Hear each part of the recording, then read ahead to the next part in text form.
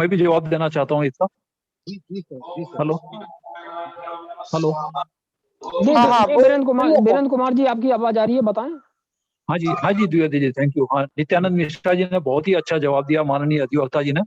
जो रोहित नागड़ा जी का जो प्रश्न है, तो मैं इसमें कुछ विधिक प्रावधान बता देता हूँ कि कोई भी रिजेक्शन जो होता है, it must be in terms of section 8 and 9। अब कौन कौन सी चीजें हैं जो विचाराधीन होती है, तो इसमें कुछ एग्जांपल्स मैं आपको देता हूँ। 81D, 81E, 81H, 81I, ये सभी अलग अलग प्रावधान है, और इसमें से यदि कोई भी चीज कौन से बिंदु का वो सहारा ले रहा है, ये पीआई को लिखना जरूरी होता है। केवल विचाराधीन लिखने से काम नहीं होता है। जैसे मैं आपको कुछ एग्जाम्पल बताता हूँ। फॉर एग्जाम्पल, जैसे कि कोई एग्जाम होनी बाकी है, परीक्षा होनी बाकी है, छात्र बोलता है कि टीचर से अपने आरटीआई मांगता है कि भाई मुझे क्वेश्चन पेपर की कॉपी दो। टीचर उसको नहीं देगा। क्यों नहीं देगा? प्रावधान है। प्रावधान क्या है कि अन्य छात्रों की प्रतियोगी स्थिति पर असर पड़ता है, जैसे 81D।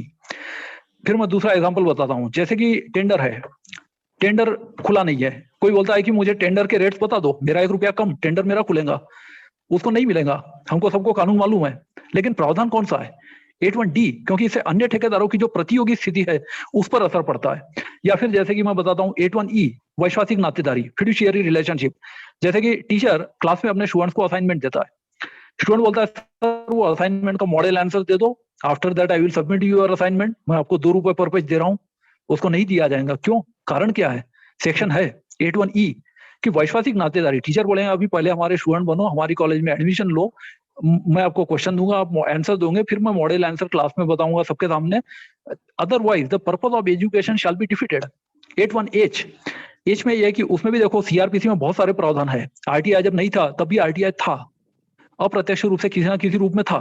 190 में मैजिस्ट्रेट एक कॉग्नाइजेंस लेता है, वो देखता है कि फिर चार्जेस फ्रेम होते हैं। 209 211 में एक चार्ज देता है, जज आरोपी को लिख के देता है कि आपने अमुक अमुक एक्ट में अमुक अमुक धारा का उल्लंघन किया है, आपने अमुक अमुक तारीख को अमुक जगह पर अमुक कार्य किया है जो इस एक्ट की धारा का उल्लंघन है, डू यू प्लीड गिल्टी और not? That is called framing of charge. 211 में चार्ज फ्रेम होता है।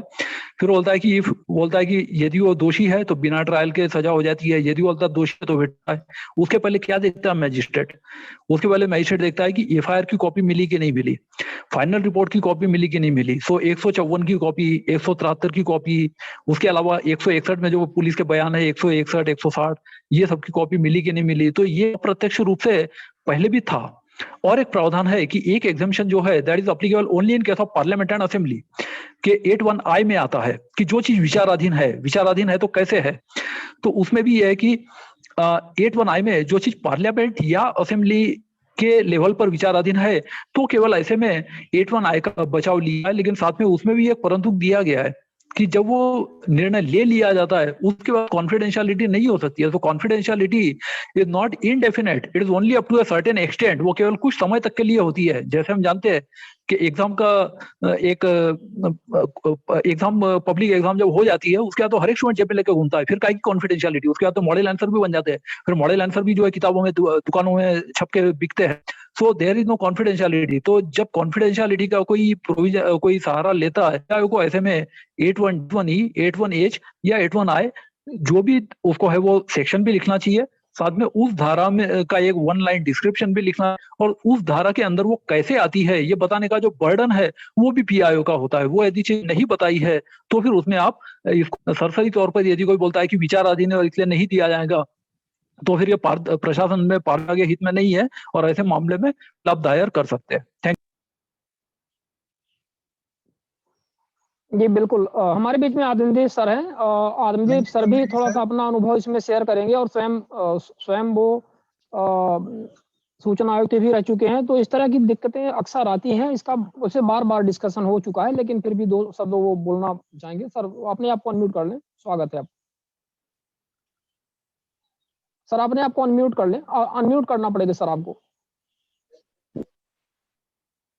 जी। नित्यानंद जी मिश्रा और ठाकुर साहब ने सवाल का बहुत संतोषप्रद जवाब दे दिया है। ये स्पष्ट है कि हाईकोर्ट के आरटीआई के मामले में इस तरह के फैसले हैं कि किसी भी मामले में जांच लंबित होने के नाम पर या मामला न्यायाधीन सब जुडिस होने के नाम पर जानकारी देने से आरटीआई एक्ट के तहत इनकार नहीं किया जा सकता। लेकिन इसके साथ वो शर्तें लागू है जो अभी अभी ठाकुर जी ने बताई है। धारा 1 के विभिन्न उप बिंदुओं में जो उल्लेख खास करके अन्वेषण प्रभावित न और कोर्ट में विचाराधीन मामले में तभी जानकारी देने से मना किया जा सकता है जबकि कोर्ट द्वारा ऐसी जानकारी देने पर रोक लगाई, अन्यथा मुकदमा चल रहा है, अभी फैसला नहीं हुआ इसलिए नहीं दे सकते, ऐसा न्याय की दृष्टि से मान्य नहीं।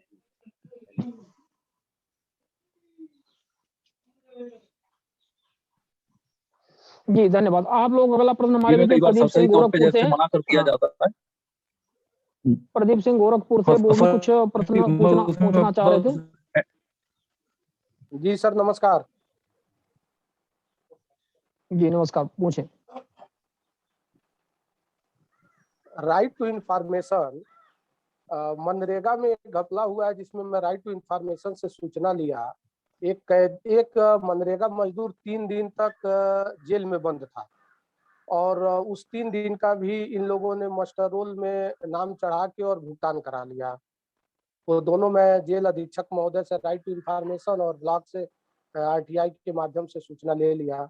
मैंने शिकायत दाखिल कर दिया जिलाधिकारी के यहाँ, खंड विकास अधिकारी के यहाँ और मुख्य विकास अधिकारी के यहाँ।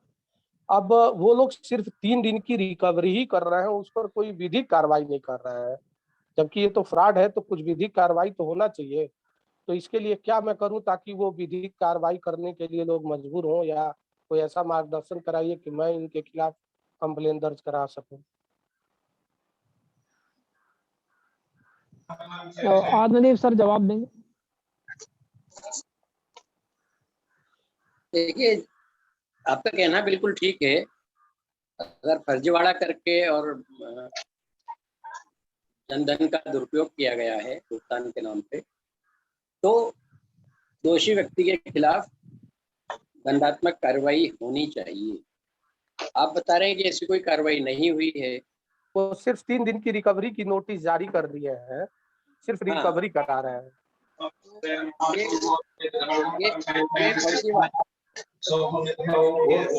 कानून की दृष्टि से ये फर्जीवाड़ा कोई क्षम्य अपराध नहीं है, इसमें कार्रवाई बनती है। इसके लिए आपको संबंधित उच्चाधिकारियों को शिकायत करना चाहिए। आपके राज्य में भी शायद सतर्कता आयुक्त होंगे, इनको भी शिकायत कर सकते हैं।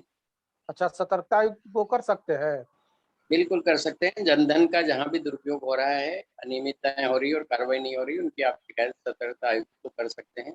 ऑनलाइन भी कर सकते हैं। आप ऑनलाइन सर्च करेंगे गूगल पे तो उनके मेल आईडी और सब आ जाएंगे। और यूपी गवर्नमेंट की जो सरकारी डायरी छपती है उसमें भी सबके मेल आईडी होते हैं, सारी अथॉरिटी के अधिकारियों के भी, सबको आप ईमेल कर सकते हैं। और आखिरकार अंत में अंतिम विकल्प बचता है आपके सामने न्यायालय की शरण लेना। अब इस विषय में जब न्यायालय की बात आती है तो हमारे बीच में मिश्रा जी हैं, नित्यानंद मिश्रा जी, थोड़ा सा आप इसमें बताएं कि इस प्रकार के मामलों का क्या आप निराकरण समझते हैं। एक बात जोड़ दूं कि न्यायालय की शरण लेने से पहले हमने जो पहले बातें बताई वो एक्सरसाइज करना जरूरी है कि आप पहले संबंधित अधिकारियों से मांग करें, उसके बाद ही कोर्ट की शरण। हाँ, जो सर से मैं सहमत हूँ। ये सारी एक्सरसाइज करने के बाद भी अगर कार्रवाई नहीं होती तो हम लोग कंप्लेंट फाइल कर सकते हैं मजिस्ट्रेट के पास।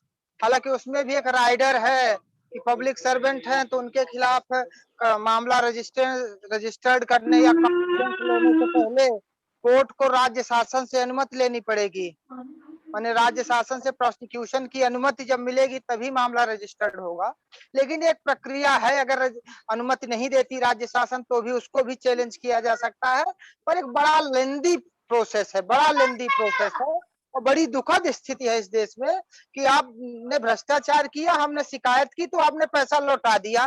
माने आपने चोरी की और जब पकड़े गए तो पैसा लौटा दिया, बाकी सब खत्म। और उसके लिए अगर आपको मुकदमा लगाना हो तो फिर अब राइडर है कि राज्य शासन से आप अनुमति लीजिए, राज्य शासन प्रोसिक्यूशन की अनुमति दे, जब प्रोसिक्यूशन की अनुमति मिलेगी तब मुकदमा चलेगा। तो है, जटिलताएं हैं, लेकिन हाँ लड़ा जा सकता है। ये प्रक्रिया है। 200 सीआरपीसी में मुकदमा इसमें दायर किया जा सकता है। 196 का राइडर है कि राज्य शासन से अनुमति लेनी पड़ेगी, तो राज्य शासन अगर अनुमति नहीं देती तो उसके खिलाफ भी हाई कोर्ट जाया जा सकता है। लेकिन एक लंबी प्रक्रिया है, वो तो क्या कहें उस विषय में।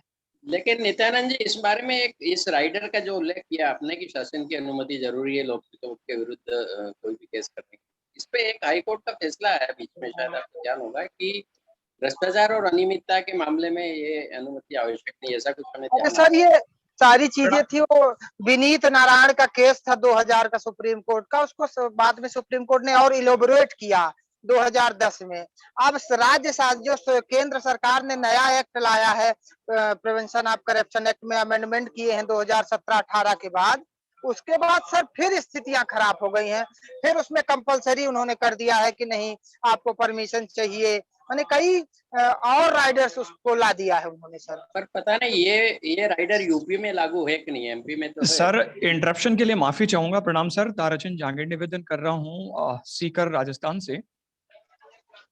अगर कोई पब्लिक सर्वेंट अपनी ऑफिशियल ड्यूटी में काम करते हुए किसी तरह का ऐसा कोई फ्रॉड करता है या ऐसी कोई रिपोर्ट तैयार करता है जो किसी फ्रॉड की ओर ले जाती है, उससे इलीगल किसी को बेनिफिट पहुंचता है या इलीगल किसी को नुकसान होता है, तो ऑनरेबल सुप्रीम कोर्ट ने इस तरह के बहुत सारे केसेस दिए हैं, जिनमें से जो सबसे इंपॉर्टेंट और सबसे गवर्निंग जो जजमेंट है वो है Chaudhary Parveen Sultana versus state of Bengal case. उसमें ऑनरेबल सुप्रीम कोर्ट ने यह हेल्ड किया हुआ है कि पब्लिक सर्वेंट के काम करने का तात्पर्य ये नहीं है कि उसे 197 सीआरपीसी में स्टेट इम्यूनिटी इनफाइनाइट हासिल है, उसका हर एक कार्य स्टेट इम्यूनिटी के अम्ब्रेला के अंडर नहीं आता, वो किसी तरह की क्रिमिनल कॉन्स्पिरेसी में पड़ता है और किसी को इलीगल बेनिफिट पहुंचाता है, तो उसे पब्लिक सर्वेंट की ऑफिसिंग कैपेसिटी नहीं माना जाएगा और इसके लिए 197 सीआरपीसी की बेनिफिट लागू नहीं होगी।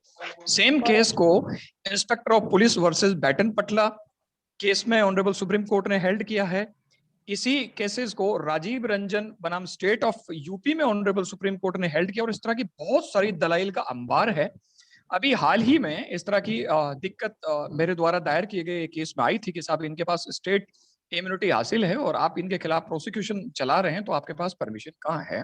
सो मेरा सबमिशन ऑनरेबल कोर्ट को इतना ही था कि साहब ये जो है, ये लोग अपने ही ऑफिशियल रिकॉर्ड को टेम्पर करके उससे इन्होंने बेनिफिट उठाया है, तो इनको किसी तरह का कोई ऑफिशियल ड्यूटी नहीं माना जाएगा, इनको कोई इम्यूनिटी हासिल नहीं है। कोर्ट ने उसे माना और बिल्कुल उसके खिलाफ प्रोसिक्यूशन चालू है, अरेस्ट वारंट से उनको तलब किया है। तो इस तरह की बहुत सारी दलाइल हैं। नहीं, निश्चित तौर पर ये प्रोविजन है, मैं उसको डिनाई नहीं कर रहा हूँ, लेकिन मैं कह ये रहा हूँ कि जो आम आदमी है उसके लिए आगे ट्रायल कोर्ट में मुकदमा दायर करे, मुकदमा में अनुमति न मिले तो फिर हाई कोर्ट जाए, हाई कोर्ट से अनुमति लाए, फिर मुकदमा लड़े, फिर हर पेशी में उपस्थित हो, तो माने कुछ दिन बाद आपको ये लगता है कि आप अपराधी हो, दूसरा अपराधी आप हो जाते हो। इसमें विसंगत के लिए कर रहा हूँ, कितनी समस्याएं होती हैं। नित्यानंद जी, इसी के लिए तो मैं आपको इनिशियल स्टेज पे कह रहा हूँ कि इनिशियल स्टेज पे ही कोर्ट प्रोसीडिंग में आप जाएं तो सबसे पहले ये साथ ही दायर कर देंगे साहब मेरा वाद जो है वो इन चीजों से गवर्न होता है, लिहाजा स्टेट इम्यूनिटी मैंने मांगी भी नहीं और आवश्यक भी नहीं है। देखिए, और दूसरा ट्रायल कोर्ट कितना एक्सेप्ट करती है, आपको ट्रायल कोर्ट रिजेक्ट ही करेगी, आपको हाई कोर्ट आना पड़ता है। अगर स्टेट ने परमिशन नहीं दी तो हाई कोर्ट आना पड़ेगा। High court as a advocate मेरे लिए सहज है आ जाना। हो सकता है राजस्थान में और खासकर हर एक स्टेट में कमोबेश एक जैसी स्थिति है कि अगर आपने 197 के एप्लीकेशन पुटअप की है प्रोसिक्यूशन परमिशन के लिए और राजस्थान में 115 दिन है, अगर 115 दिन में आपको कोई रेस्पॉन्स स्टेट की ओर से नहीं मिलता तो ये माना जाता है कि आपको सैंक्शन हो गई है, तो आपको उसके बाद तो वैसे ही वेट नहीं करना। तो हाँ जी, उसमें मैं ऐड करना चाहता हूँ कि सुप्रीम कोर्ट ने भी कहा था कि ये जो सैंक्शन फॉर प्रोसिक्यूशन है it can't wait for more than 90 days, और यदि 90 दिन तक सैंक्शन फॉर प्रोसिक्यूशन नहीं दिया जाता है, चाहे वो सीआरपीसी 197 में हो, चाहे वो PCA 19 prevention of corruption act में सेक्शन 19 में लेना पड़ता है। और इसमें जो जस्टिस कालिया का एक जजमेंट था इलाहाबाद हाईकोर्ट का लखनऊ बेंच का, उन्होंने ये भी होल्ड किया था कि आईपीसी में प्रोसिक्यूट करना है तो आईपीसी में सीआरपीसी 197 में सैंक्शन फॉर प्रोसिक्यूशन जरूरी है, और यदि पीसीए में करना है तो पीसीए सेक्शन 19 में सैंक्शन फॉर प्रोसिक्यूशन लेना जरूरी है। सीबीआई कई सालों से डिमांड करती रही है कि ये जो सेक्शन 19 है वो हटा लेना चाहिए, और actually actually section 19 is not applicable to all the government servant, but it is applicable to only joint secretary and above rank. And above हालांकि ये rank, बात and अलग है above rank. कि प्रशासन जो यस एंड अबाउ है, क्योंकि प्रशासन उच्च स्तरों पर ज्यादा है और लाइक वाटर ये कहा जाता है कि corruption also flows from top to bottom, तो इसलिए जो उच्च स्तर पे ये जो है। दूसरी बात ये जो ऑफिशियल ड्यूटी वाली बात आई, तो उसमें सुप्रीम कोर्ट ने जो आपने केसेस गिना है, तारा जी ने बहुत अच्छे अच्छे जजमेंट आपने बताए कि इसमें उन्होंने ये कहा कि भाई रिश्वत लेना ये ऑफिशियल ड्यूटी नहीं है, क्योंकि काम करने के लिए उनको सैलरी मिलता है, तो कोई रिश्वत लेता है। और फिर दो तरह के केसेस उन्होंने और भी कहे हैं कि जहां पर सैंक्शन पर प्रोसिक्यूशन लेना जरूरी नहीं है। ये कौन से एक्सेप्शन है? ये दो केसेस जो कैटेगरी होती है, एक होता है रंगे हाथों पकड़ा जाना, मतलब जहां रंगे हाथों रिश्वत लेते हुए कोई पकड़ा जाता है, तो ऐसे में सैंक्शन पर प्रोसिक्यूशन जरूरी नहीं है, ये सुप्रीम कोर्ट ने कहा है। दूसरा उन्होंने कहा है डीए मतलब डिसप्रोपोर्शनेट एसेट्स की आय से ज्यादा संपत्ति, जो 13(1)(e) में आता है, प्रिवेंशन ऑफ करप्शन एक्ट, तो ऐसे में उन्होंने कहा है कि वहां पर ये लागू नहीं होता है, और ऐसे में सीधा जो है ये जो दो केसेस है आय से ज्यादा संपत्ति और ये रंगे हाथों पकड़ा जाना, इसमें सैंक्शन फॉर प्रोसिक्यूशन जरूरी नहीं है। और बाकी मामलों में यदि 90 दिनों तक नहीं दिया जाता है तो ये मान लिया जाता है कि सैंक्शन फॉर प्रोसिक्यूशन है and the prosecution can proceed ahead. Thank you. Exactly sir. मैं उस पीसी विषय में चर्चा नहीं कर रहा हूं, मैं जो अभी समस्या आई थी उस विषय में मैं चर्चा कर रहा हूं कि संबंधित मामला अनियमितता है कि भ्रष्टाचार है। इस विषय को कौन डिसाइड करेगा? राज्य शासन। हमारा मानना है कि भ्रष्टाचार है, और हो सकता है कि ये क्लियर त्रुटि भी हो गई हो। तो ये सारे मैटर जाते हैं राज्य शासन के पास। अभी इसी का विवाद मध्य प्रदेश में लोकायुक्त और राज्य शासन के बीच विवाद चल रहा है। सर अवगत होंगे, आत्मदीप सर अवगत हैं, इस समय लगातार उसी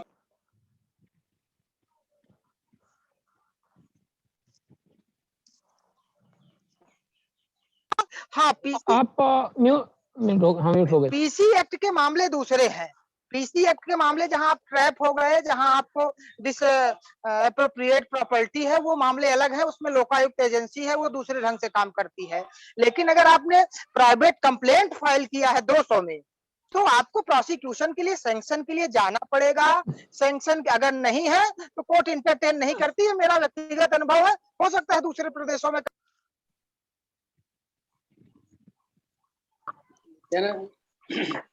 आप फिर म्यूट हो गए। और हमारे बीच में ये अंकुर मिश्रा ने एक प्रश्न पूछा था, उनका प्रश्न अभी भी हमारे ख्याल से अधूरा है। तो अंकुर मिश्रा जी, शॉर्ट में आप अपना प्रश्न पूछिए और आत्मदीप सर आपको जवाब दें।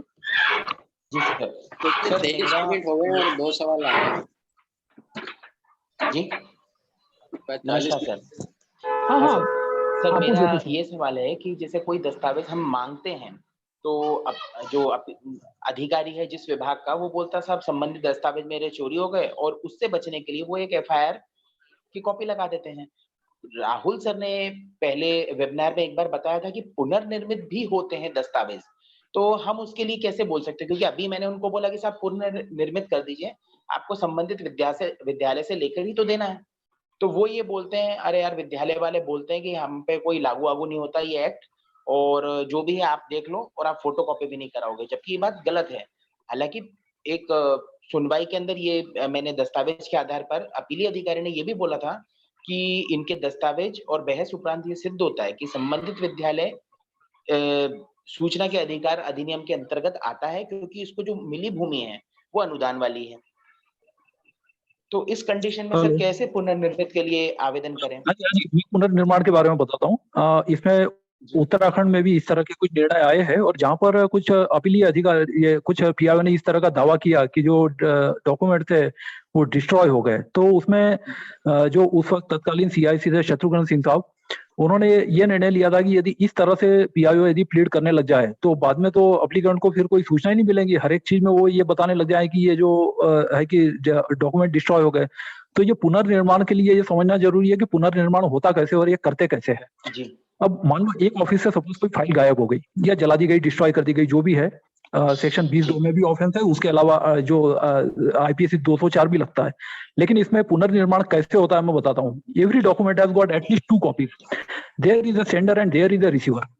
सेंडर और रिसीवर के अलावा इसमें कुछ प्रतिलिपि होती है। लिपि कहाँ कहाँ पे गई उसकी एक लिस्ट होती है जिसको डिस्ट्रीब्यूशन लिस्ट बोलते हैं। तो पुनर्निर्माण का मतलब यह है कि फिर एक कार्यालय को दूसरे कार्यालय से संपर्क करना है। Suppose I am the originator, मैंने एक लेटर लिखा, मेरे पास ही कॉपी नहीं है, उसकी कॉपी कहाँ मिल सकती है? तो वो रिसीवर जो है उसको कॉन्टेक्ट करके कॉपी मांगी जा सकती है। तो पुनर्निर्माण जो है although it is very time consuming, लेकिन मैंने देखा कि जो यूपी के लोकायुक्त में मैंने एक देखा था कि एक केस किया था और बड़ी सख्ती से यूपी के लोकायुक्त ने, पेंशन वाला मामला था एक, और ये आरटीआई का मामला नहीं था, लेकिन उसमें उन्होंने बड़ा उन ऑफिसर की खिंचाई की थी और पूरे पूरे डॉक्यूमेंट जो है वो रिकंस्ट्रक्ट करने उन्होंने लगाए थे। तो जो रिकंस्ट्रक्शन होता है although it is very time consuming, लेकिन ये हो सकता है और ये उसकी प्रक्रिया है, इस तरीके से फिर करना पड़ता है। Thank you.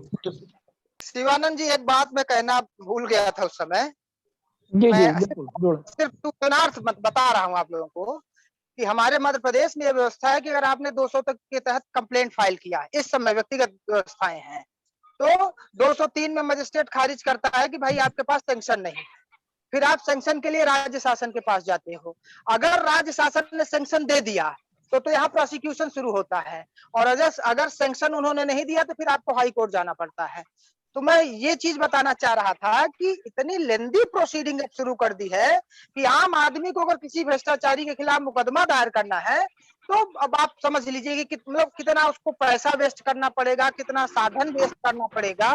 परसों तो मेरे संज्ञान में एक मामला आया सर, मैं आपको भी अवगत कराना चाहूंगा। एक स्पेशल एक्ट मध्य प्रदेश शासन ने बनाया है कि अगर जिसके पास डिस्प्रोपोर्शनेट प्रॉपर्टी होगी उसको जब्त करके उसमें स्कूल खोलना और ये सारी चीजें करने के विषय में एक एक्ट बना था मध्य प्रदेश में। तो अब प्रिवेंशन ऑफ करप्शन एक्ट में अमेंडमेंट हो गया है, उसमें आज 2 साल से अमेंडमेंट ही नहीं हुआ, मतलब आज 2 साल से एक भी आदमी के खिलाफ कोई कार्रवाई ही नहीं की मध्य प्रदेश शासन ने।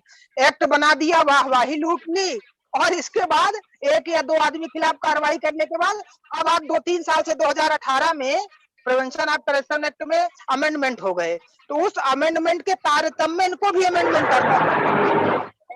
3-4 साल से कोई अमेंडमेंट ही नहीं किया और पेंडिंग है। तो ये वस्तु स्थितियां हैं धरातल पे, ये मैं अवगत कराना चाह रहा था। जी भाई, इसमें हेलो, नित्यानंद जी ने बहुत अच्छे ये बताए एग्जांपल्स। मैं आपको कुछ और दूसरे एक्ट में भी बताता हूँ कि हम बात कर रहे हैं पीसीए के अंतर्गत जो करप्शन के थ्रू अर्जित की गई संपत्ति, उसके फोरफीचर के बारे में। इसी तरह के बहुत सारे कानून है भारत में कि जैसे स्मगलिंग के थ्रू यदि कोई संपत्ति आई है, कस्टम्स एक्ट लागू होता है, या फिर जो सफेमा है, सफेमा 1974 है, उसके अलावा जो 1976 है कि फोरफीचर ऑफ प्रॉपर्टी है, उसके अलावा फोरफीचर ऑफ प्रॉपर्टी का एक पूरा चैप्टर सीआरपीसी में ऐड किया गया है। उसके अलावा जो एनडीपीएस है, तो नार्कोटिक ड्रग से यदि संपत्ति अर्जित की गई तो उसको जब्त करने का भी प्रावधान है, जो 88 में अलग से NDPS forfeiture of property act बनाया गया।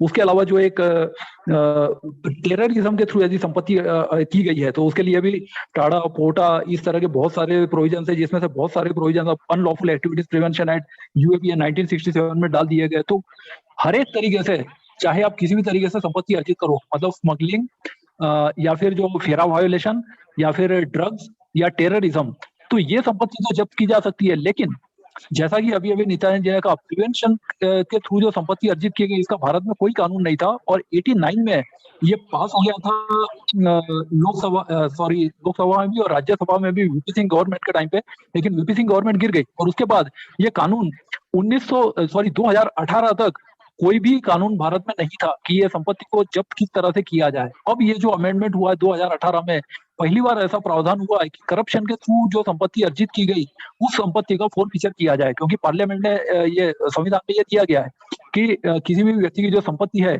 It cannot be forfeited except in accordance with due procedure laid down by law, और लॉ बनाता है पार्लियामेंट। तो इसलिए पार्लियामेंट जब तक इस तरह का कानून नहीं बनाती तब तक बिना कानून के वो संपत्ति मान लो इलीगल तरीके से भी अक्वायर की गई है, जैसे करप्शन, तो भी वो फोरफीट करने का कोई कानून नहीं था। अभी जो हाल में अमेंडमेंट हुई है उसमें इस तरह का प्रावधान किया गया। थैंक यू जी। विशाल जी ने हैंड रेज किया हुआ है। विशाल जी पूछिए अपना प्रश्न। आप लोग अपने चैट बॉक्स में प्रश्न रखिए और हैंड रेज करिए। विशाल जी अपने आप को अनम्यूट कर लीजिए। हेलो हेलो जी स्वागत है। जी जी बिल्कुल। विशाल इंदौर बोलो। से बोल रहा हूँ, एमपी से। मेरा क्वेश्चन ये है कि आरटीआई जो मैं लगा रहा हूँ थाने को, ऑलरेडी वो चार्जशीट जमा हो चुकी है और अपने एविडेंस के लिए मैं थाने को जो भी लगाता हूँ तो एक ही जवाब आता है कि न्यायालय में केस चल रहा है, इसलिए हम कुछ दे नहीं सकते 8J के तहत। और सेकंड, मेरे खिलाफ जो भी आरोप लगाए हैं उनसे अगर ये भी मांगता हूँ कि मेरे को गिरफ्तारी क्यों ही कोई अपराध चल रहा है, क्योंकि चार्जशीट में बोला गया है कि यहाँ शातिर अपराधी हैं इसलिए अरेस्ट कर रहे हैं। तो मेरे खिलाफ कोई भी प्रकरण पंजीबद्ध है पहले, तो वो उसके बारे में भी कुछ नहीं बोलते हैं, वो सीधा मना कर देते हैं। न्यायालय में प्रकरण विचाराधीन है। अभी इलीगल डिटेंशन के लिए, क्योंकि 2 चीजें एक साथ है मेरे साथ, इलीगल डिटेंशन और फिर फर्जी FIR केस बना के जेल भेजना। तो इलीगल डिटेंशन की मांगता हूँ कि भाई इलीगल डिटेन किया गया था, तो उसमें आप CDR फाइल 10 महीने से कंप्लेंट हम लोगों DG IG सब जगह चल रही है, नीचे से वो मिसगाइड कर देते हैं। न्यायालय में प्रकरण विचाराधीन, जबकि 2 सेपरेट मामले हैं। इलीगल डिटेंशन अलग है और फर्जी FIR बना के और वो प्रकरण चार्जशीट जमा करना वो अलग है। तो अभी मैं फिर से ये पूछना चाहता हूँ TI लगा के कि अभी जो भी केस आपके आए हैं उसमें संघीय अपराध में, उसमें CDR फाइल जो कि मेरे लिए भी एविडेंस बनेगा, और CDR फाइल आपने कितने दिनों में निकाला है, तो हम उससे कैसे पूछ सकते हैं, क्योंकि वो डॉस तो करेंगे इसको भी। ये मैं ये जानना चाहता हूँ कितने दिन में निकलेगी CDR, उन्होंने निकाली भी होगी पिछले 2 साल 3 साल, वो हम मांग सकते हैं, तो हमारे पास एक देंगे तो एविडेंस बनेगा कि मैं मेरे इसका केस में जवाब तो। जी जी जी दीजिए। हेलो, जी सर। मैं इसका जवाब देता हूँ। देखिए, जब मामला सब जुडिस होता है तो नॉर्मली PIO जो सेक्शन लेते हैं वो होता है 81B। 81B का अर्थ ये है कि जो मतलब हाई कोर्ट में, सुप्रीम कोर्ट में या कोई किसी ट्रिब्यूनल में, न्यायाधिकरण में अगर कोई मामला पेंडिंग है तो वहां पर यदि उनके किसी आदेश की अवमानना होती हो तो केवल वो लिया जा सकता है। तो केवल पेंडेंसी कोई ग्राउंड नहीं हो सकता है, क्योंकि मामला कोर्ट में चलता है तो कोर्ट में भी देखो एडवोकेट एक दूसरे को, अपोजिट पार्टी के जो है वो सब आपस में पिटीशन, काउंटर, रिजॉइंडर, ये सब तो सप्लीमेंट्री काउंटर सब चीजें एक्सचेंज करते हैं, एप्लीकेशन वगैरह, ऑर्डर्स वगैरह। तो इसमें कोई भी वो चीज 81B का डिफेंस लागू नहीं होता है। जैसे मैं आपको एक एग्जांपल बताता हूँ कि हमारे यहाँ जैसे नियुक्तियां हुई थी, नियुक्तियों में कुछ भ्रष्टाचार के आरोप थे और उसमें हाईकोर्ट ने ऑर्डर दिया कि भाई प्रोग्रामर के लिए आपने जो इंटरव्यू दिया इसका रिजल्ट आप डिक्लेयर नहीं करेंगे। अब ऐसे मामले में जब RTI लगी तो फिर PIO ने कोर्ट के ऑर्डर की कॉपी लगा के 81B का ये किया। तो फिर ऐसे मामले में सूचना आयोग ने उसको मान लिया कि हाँ, क्योंकि हाईकोर्ट का ऑर्डर है और सूचना आयोग जो हाईकोर्ट के ऊपर नहीं है, तो यदि कोर्ट का ऑर्डर है कि रिजल्ट डिक्लेयर नहीं करना है तो ये जो किया वो सही निर्णय लिया PIO ने। उसके बाद 2 साल बाद वो केस सब जुडिस था, वो डिस्पोज हो गया। उसके बाद फिर किसी ने RTI लगाई तो वो निर्णय घोषित कर दिया गया कि भाई ये कोर्ट में केस हुआ था, ये डिस्पोज हो गया और कोर्ट ने स्टे भी लगाया था, लेकिन हमने इसके लिए इंटरव्यू लिया था, 75 एप्लीकेशन आई थी, 4 कैंडिडेट का इंटरव्यू लिया था एंड नोबडी वाज सिलेक्टेड। इस तरह से निर्णय उसका घोषित कर दिया गया। तो जहां पर 81B जो होता है वो आपको इस तरीके से नहीं होता है कि मामला सब जुडिस है इसलिए रोका जाए। दूसरी बात ये कि कई बार ये भी होता है कि जैसे लोग बोलते हैं कि भाई अमुक व्यक्ति अभियुक्त है या क्रिमिनल है, उसके खिलाफ FIR चल रही है या जो भी चल रहा है।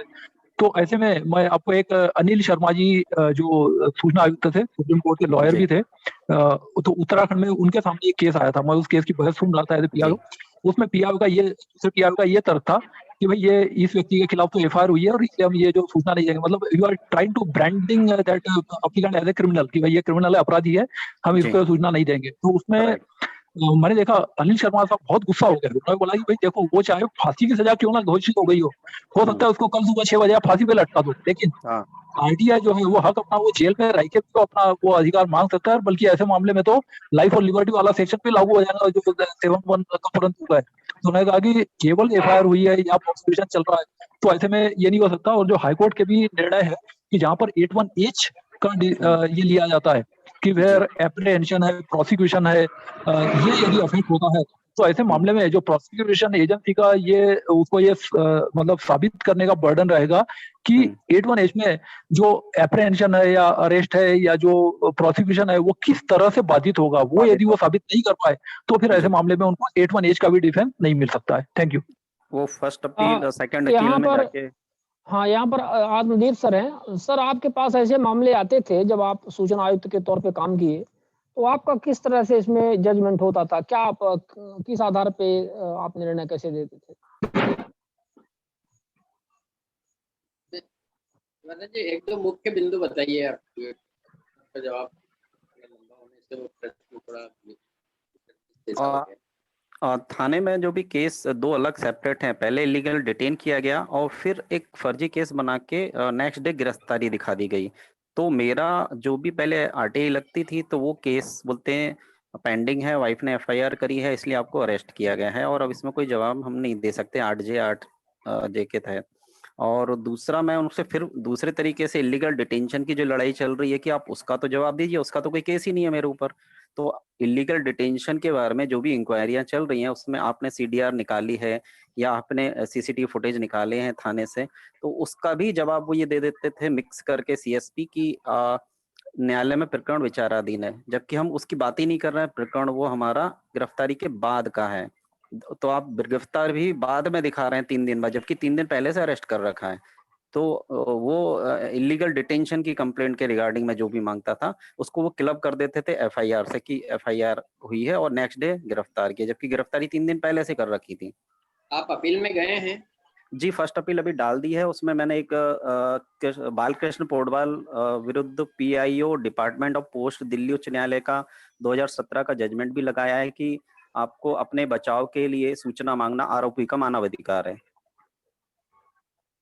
देखिए, प्रथम अपील में भी हमें लगता है कम संभावना है कि आपको जो आप चाहते हैं नहीं आएगा कुछ भी। सूचना आयोग के स्तर पे जरूर आपकी मंशा पूरी होगी। हमारे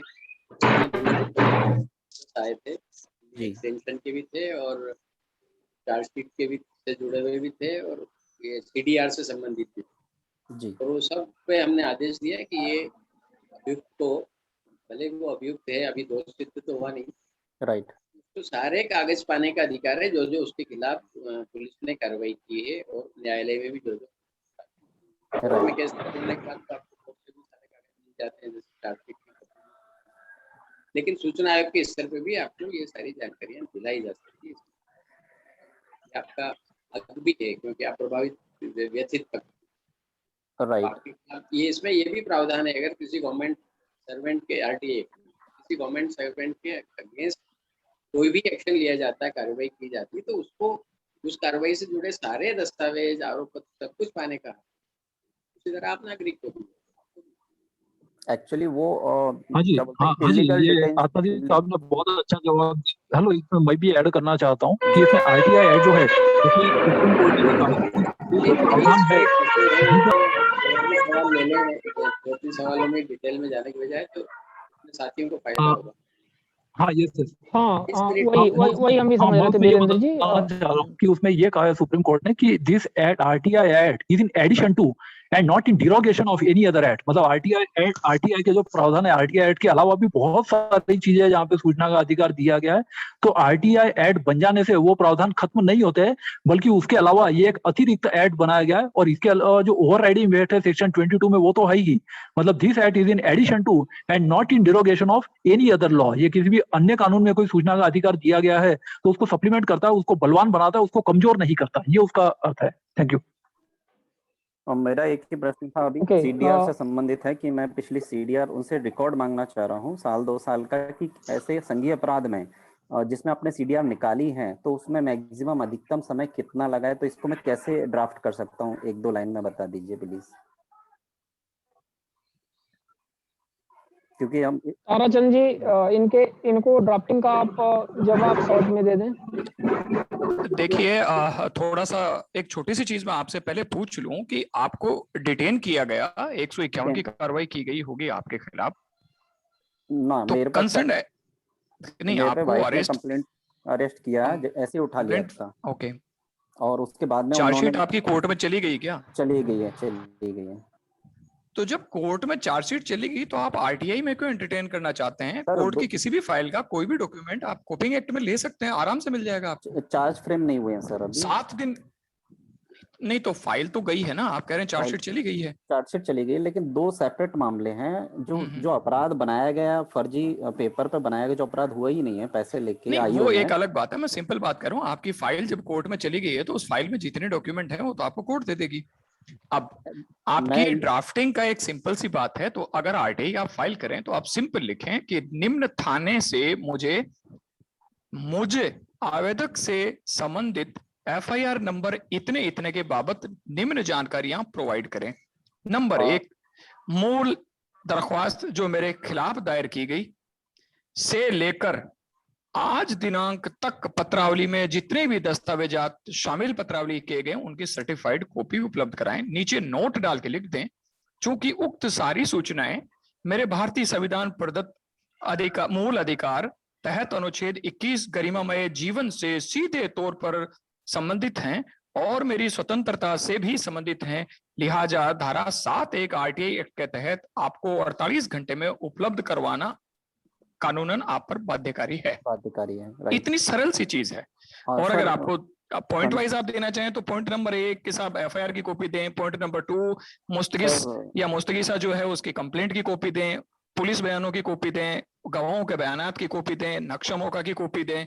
अगर पॉइंट वाइज लिखना चाहें तो पॉइंट वाइज लिख लें। एक्चुअली ये मिस इंटरप्रिटेशन हो गया है। मेरे को 3 दिन अरेस्ट किया तो वो इलीगल डिटेन कंप्लेंट है मेरी, उसमें आईओ ऑफिसर फंस रहा है, इसलिए पूरा पुलिस विभाग डीजीपी तक और आईजी तक सब लोग गोलमाल बातें कर रहे हैं। Doctor Rini Johar versus government of UP case और डॉक्टर डीके बसु केस में ऑनरेबल सुप्रीम कोर्ट ने अगर किसी आदमी को 1 मिनट भी इलीगल डिटेन किया गया है तो आप स्टेट पर 5 लाख रुपए तो कंपनसेशन के लिए दावा ठोक पाएंगे और उसके लिए वो सारे फंसेंगे वो अलग। वो इसलिए तो सीडीआर नहीं दे रहे हैं ना थाने की, वो सीसीटीवी वो तो आपका हक है, आपको मिलेगा। लाइफ एंड लिबर्टी क्लोज के साथ डालिए, आपको देना पड़ेगा, फिर आप अपील में चले जाएं।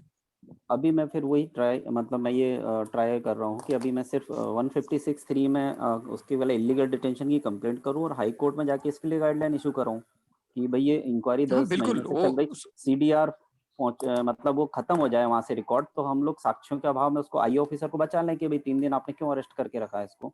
वो केस अलग है। नहीं, डॉक्यूमेंट आप हर एक केस के दर्ज होने के बाद पहली बार से लेकर आखिरी बार कोर्ट में जाने तक केस डायरी काटी जाती हैं और केस डायरी में इस चीज का बिल्कुल इंद्राज होता है कि फला दिन जिस दिन केस डायरी खोली गई उस दिन क्या डॉक्यूमेंट है, किसका बयान दर्ज हुआ नहीं हुआ। कोई भी डॉक्यूमेंट आपका जो केस डायरी में रिकॉर्डेड है उसको कोर्ट तक पहुंचाना ही पड़ेगा। अगर वो केस डायरी या कोर्ट तक पहुंच गई, क्योंकि कोर्ट से आपको केस डायरी की कॉपी नहीं मिल सकती, वो आपको आरटीआई में लेनी पड़ेगी। कोर्ट से बाकी सारे रिकॉर्ड लिया जा सकता है। हालांकि कोर्ट में केस डायरी लेने का भी अलग तरह के एक्सेप्शनल रूल्स हैं, राजस्थान में तो हैं। उनसे आप टैली कर सकते हैं कि कौन कौन से रिकॉर्ड कोर्ट तक आ गए हैं और कौन कौन से ड्यूरिंग इन्वेस्टिगेशन लिए गए नहीं आए। अगर नहीं आया तो 204 आईपीसी में आईओ के खिलाफ मुकदमा दर्ज आप कर सकते हैं, या कोर्ट में रनिंग ट्रायल के दौरान 340 195 सीआरपीसी में आप एक नया परिवाद दायर कर सकते हैं जो उसी के साथ क्लब हो जाएगा। पहले आपका परिवाद तय किया जाएगा और उसके बाद मेन केस जो है वो उसके बाद चलेगा। तो उसके लिए तो आगे है। तो जो कोर्ट में पहुंच गया कागज वो तो आप कोर्ट से ले लें, बहुत आराम से मिल जाएगा, आपको आरटीआई से भी इजीली मिल जाएगा। 7 दिन के रूल्स हैं, 7 दिन में मिल जाएगा। अगर आप दुगुना पैसा दे सकते हैं तो आपको इमरजेंसी में 24 घंटे में भी मिल जाएगा। और आरटीआई में आप लाइफ एंड लिबर्टी क्लोज के साथ आप उनको पुटअप करें, उनको देना पड़ेगा, वो उसके लिए डिनाई नहीं कर सकते आपको। सर मेरा ये बिल्कुल डिटेंशन का ताराचंद जी आप अपना नंबर डाल दीजिएगा चैट बॉक्स में, तो ये विशाल जी आपसे संपर्क करके आपसे मार्गदर्शन लेते रहेंगे। और यदि विशाल जी ग्रुप में जुड़े हुए हैं आरटीआई वाले ग्रुप में तो वहाँ तो आप और हेलो हाँ एक चीज हाँ ताराचंद जी ने बहुत अच्छा जवाब दिया। मैं उसमें एक चीज और ऐड कर देता हूँ कि यदि हाईकोर्ट में केस करना ही है तो उसमें ये भी स्पष्टता देखिए, जो इलीगल डिटेंशन के मामले होते हैं तो देखिए डीके बसु के केस के पहले जो अरेस्ट की प्रक्रिया थी वो 2010 के अमेंडमेंट के बाद पूरी तरह से बदल दी गई है। अब जो नए सेक्शन ऐड किए गए हैं उसमें 41A, 41B, 41C, 41D, तो इसका कहीं ना कहीं जरूर उल्लंघन होगा। तो क्योंकि पहले एक पुलिस अरेस्ट करने के पहले रिटर्न नोटिस देना जरूरी है और अब अरेस्ट की 2 अलग अलग तरह की प्रक्रिया है, 7 साल से कम की सजा वाले ऑफेंस में और 7 साल से ज्यादा की सजा के ऑफेंस में। तो 7 साल के से कम की जो सजा है उसमें अरेस्ट को बहुत ज्यादा डिफिकल्ट बना दिया गया है सीआरपीसी 2010 की अमेंडमेंट के बाद। तो ये जो 2010 की अमेंडमेंट है इसके मुताबिक पहले पुलिस को रिटर्न नोटिस देना जरूरी होता है, और जहां पर 41A में रिटर्न नोटिस नहीं दिया या फिर जो 2 लोगों के हस्ताक्षर लेने पड़ते वो नहीं किए गए, या फिर जैसे उनको डिस्ट्रिक्ट कंट्रोल रूम है उसमें डिस्प्ले करना जरूरी है 41C के मुताबिक, तो आप उसमें हाईकोर्ट में ही यदि कर रहे हैं तो आप उसमें 41A, 41B, 41C और 41D का जहां पे उल्लंघन है वो भी सब चीजें नरेट करें तो उसमें हाईकोर्ट में आपको ज्यादा अच्छे से रिलीफ मिल सकती है। Thank you. Arnesh Kumar versus Bihar राज्य करके सुप्रीम कोर्ट की साइटेशन है इस मामले में, जो वीरेंद्र सर अभी कह रहे हैं वो बिल्कुल उसमें आपको क्लियरली सारा दिया हुआ मिल जाएगा। एक बार उसका छोटा सा अध्ययन कर लें, आपको अपने केस में बहुत बड़ी रहनुमाई मिलेगी। सर वो एक्सेप्ट नहीं कर रहे हैं कि हमने कोई अरेस्ट किया है। अब मैं कह रहा हूं सीडीआर फाइल सत्येंद्र सिंह सिकरवार जी ने प्रश्न सत्येंद्र सिंह सिकरवार जी ने एक प्रश्न पूछा है। ताराचंद जी आप पूरा कर लीजिए जी। सर 40 सेकंड चाहूंगा मैं। देखिए किशोर सीबीआई बनाम किशोर सिंह केस में ऑनरेबल सुप्रीम कोर्ट ने यह कह रखा है कि खाली आपको यह एस्टेब्लिश करना है कि आपको आखिरी बार थाने में जाते हुए देखा गया था या आखिरी बार थाने से निकलते हुए देखा गया, इसके बीच में जो भी ऑफेंस है उसका आपके पास कोई भी एविडेंस नहीं होगा तो भी यह माना जाएगा कि आपने जो उन पे एलिगेशंस लगाए वो सारे सही है।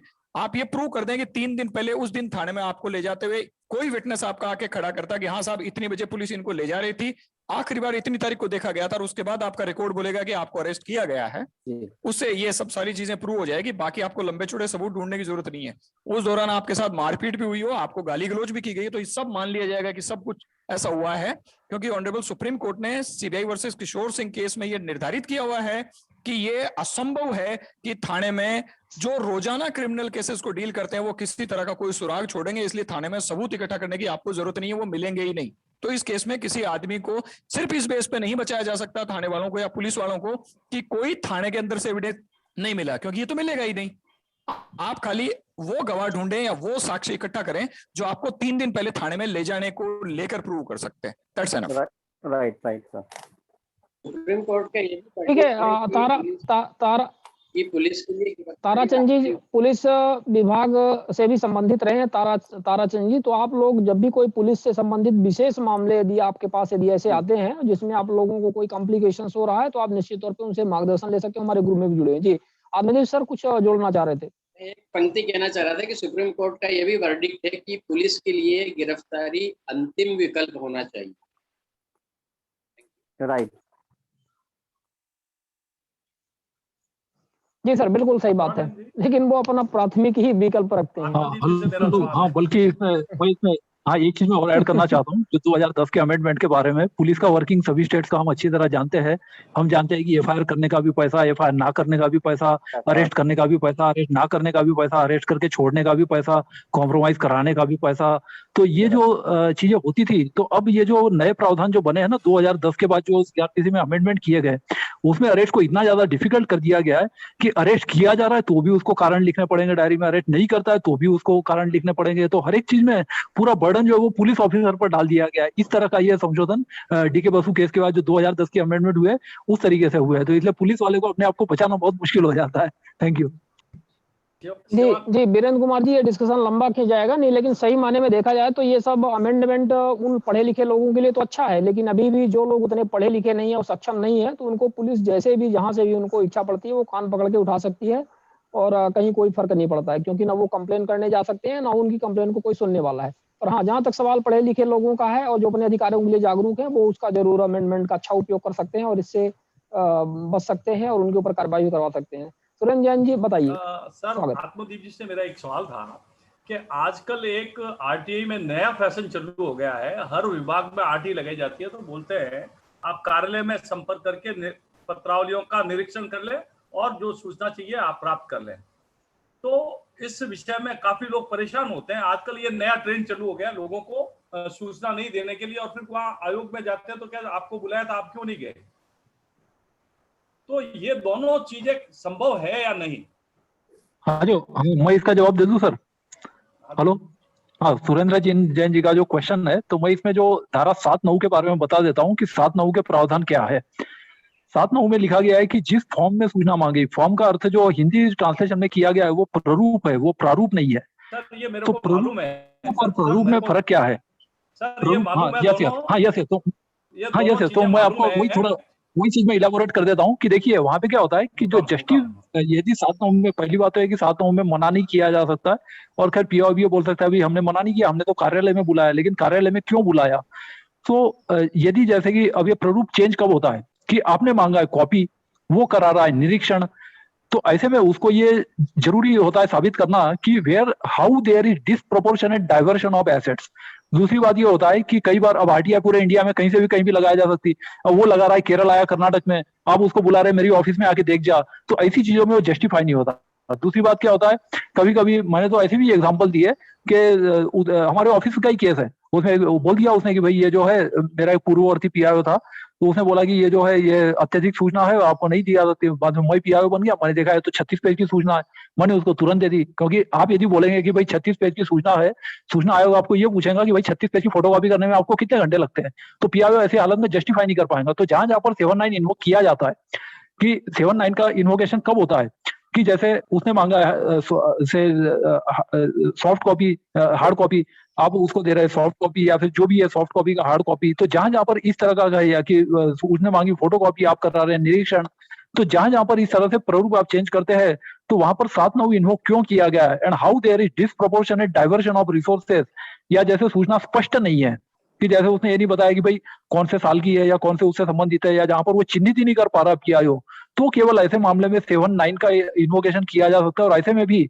उत्तराखंड की नियमावली के जो प्रावधान मैं आपको बता देता हूँ, 2013 में हमारे यहाँ इतने अच्छे रूल्स बने हैं, वहां पर ये कहा है कि यदि कोई किसी मामले में पीआईओ चिन्हित नहीं कर पा रहा है, तो विद इन 5 डेज वो पीआईओ को, वो एप्लीकेंट को एक लेटर लिखे, और लेटर में उसको आने के लिए ना लिखे, आने के लिए तो उसको विकल्प केवल है, साथ में ये भी लिखे कि यदि आप चाहे तो पत्र द्वारा भी इस चीज को क्लैरिफाई कर सकते हैं, ताकि सूचना ढूंढने में हमको सहायता हो। इस तरीके से उसकी सहायता एप्लीकेंट की ली जा सकती है। ये उसमें नियमावली में प्रावधान किया गया। Thank you.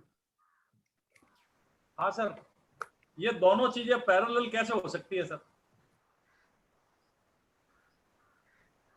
7(9) कौन सी दोनों चीज? मैं आत्मदीप सर से पूछ रहा हूँ कि अगर आप इस एक जजमेंट के तौर पे, जज के तौर में इसका फैसला किस रूप में देते?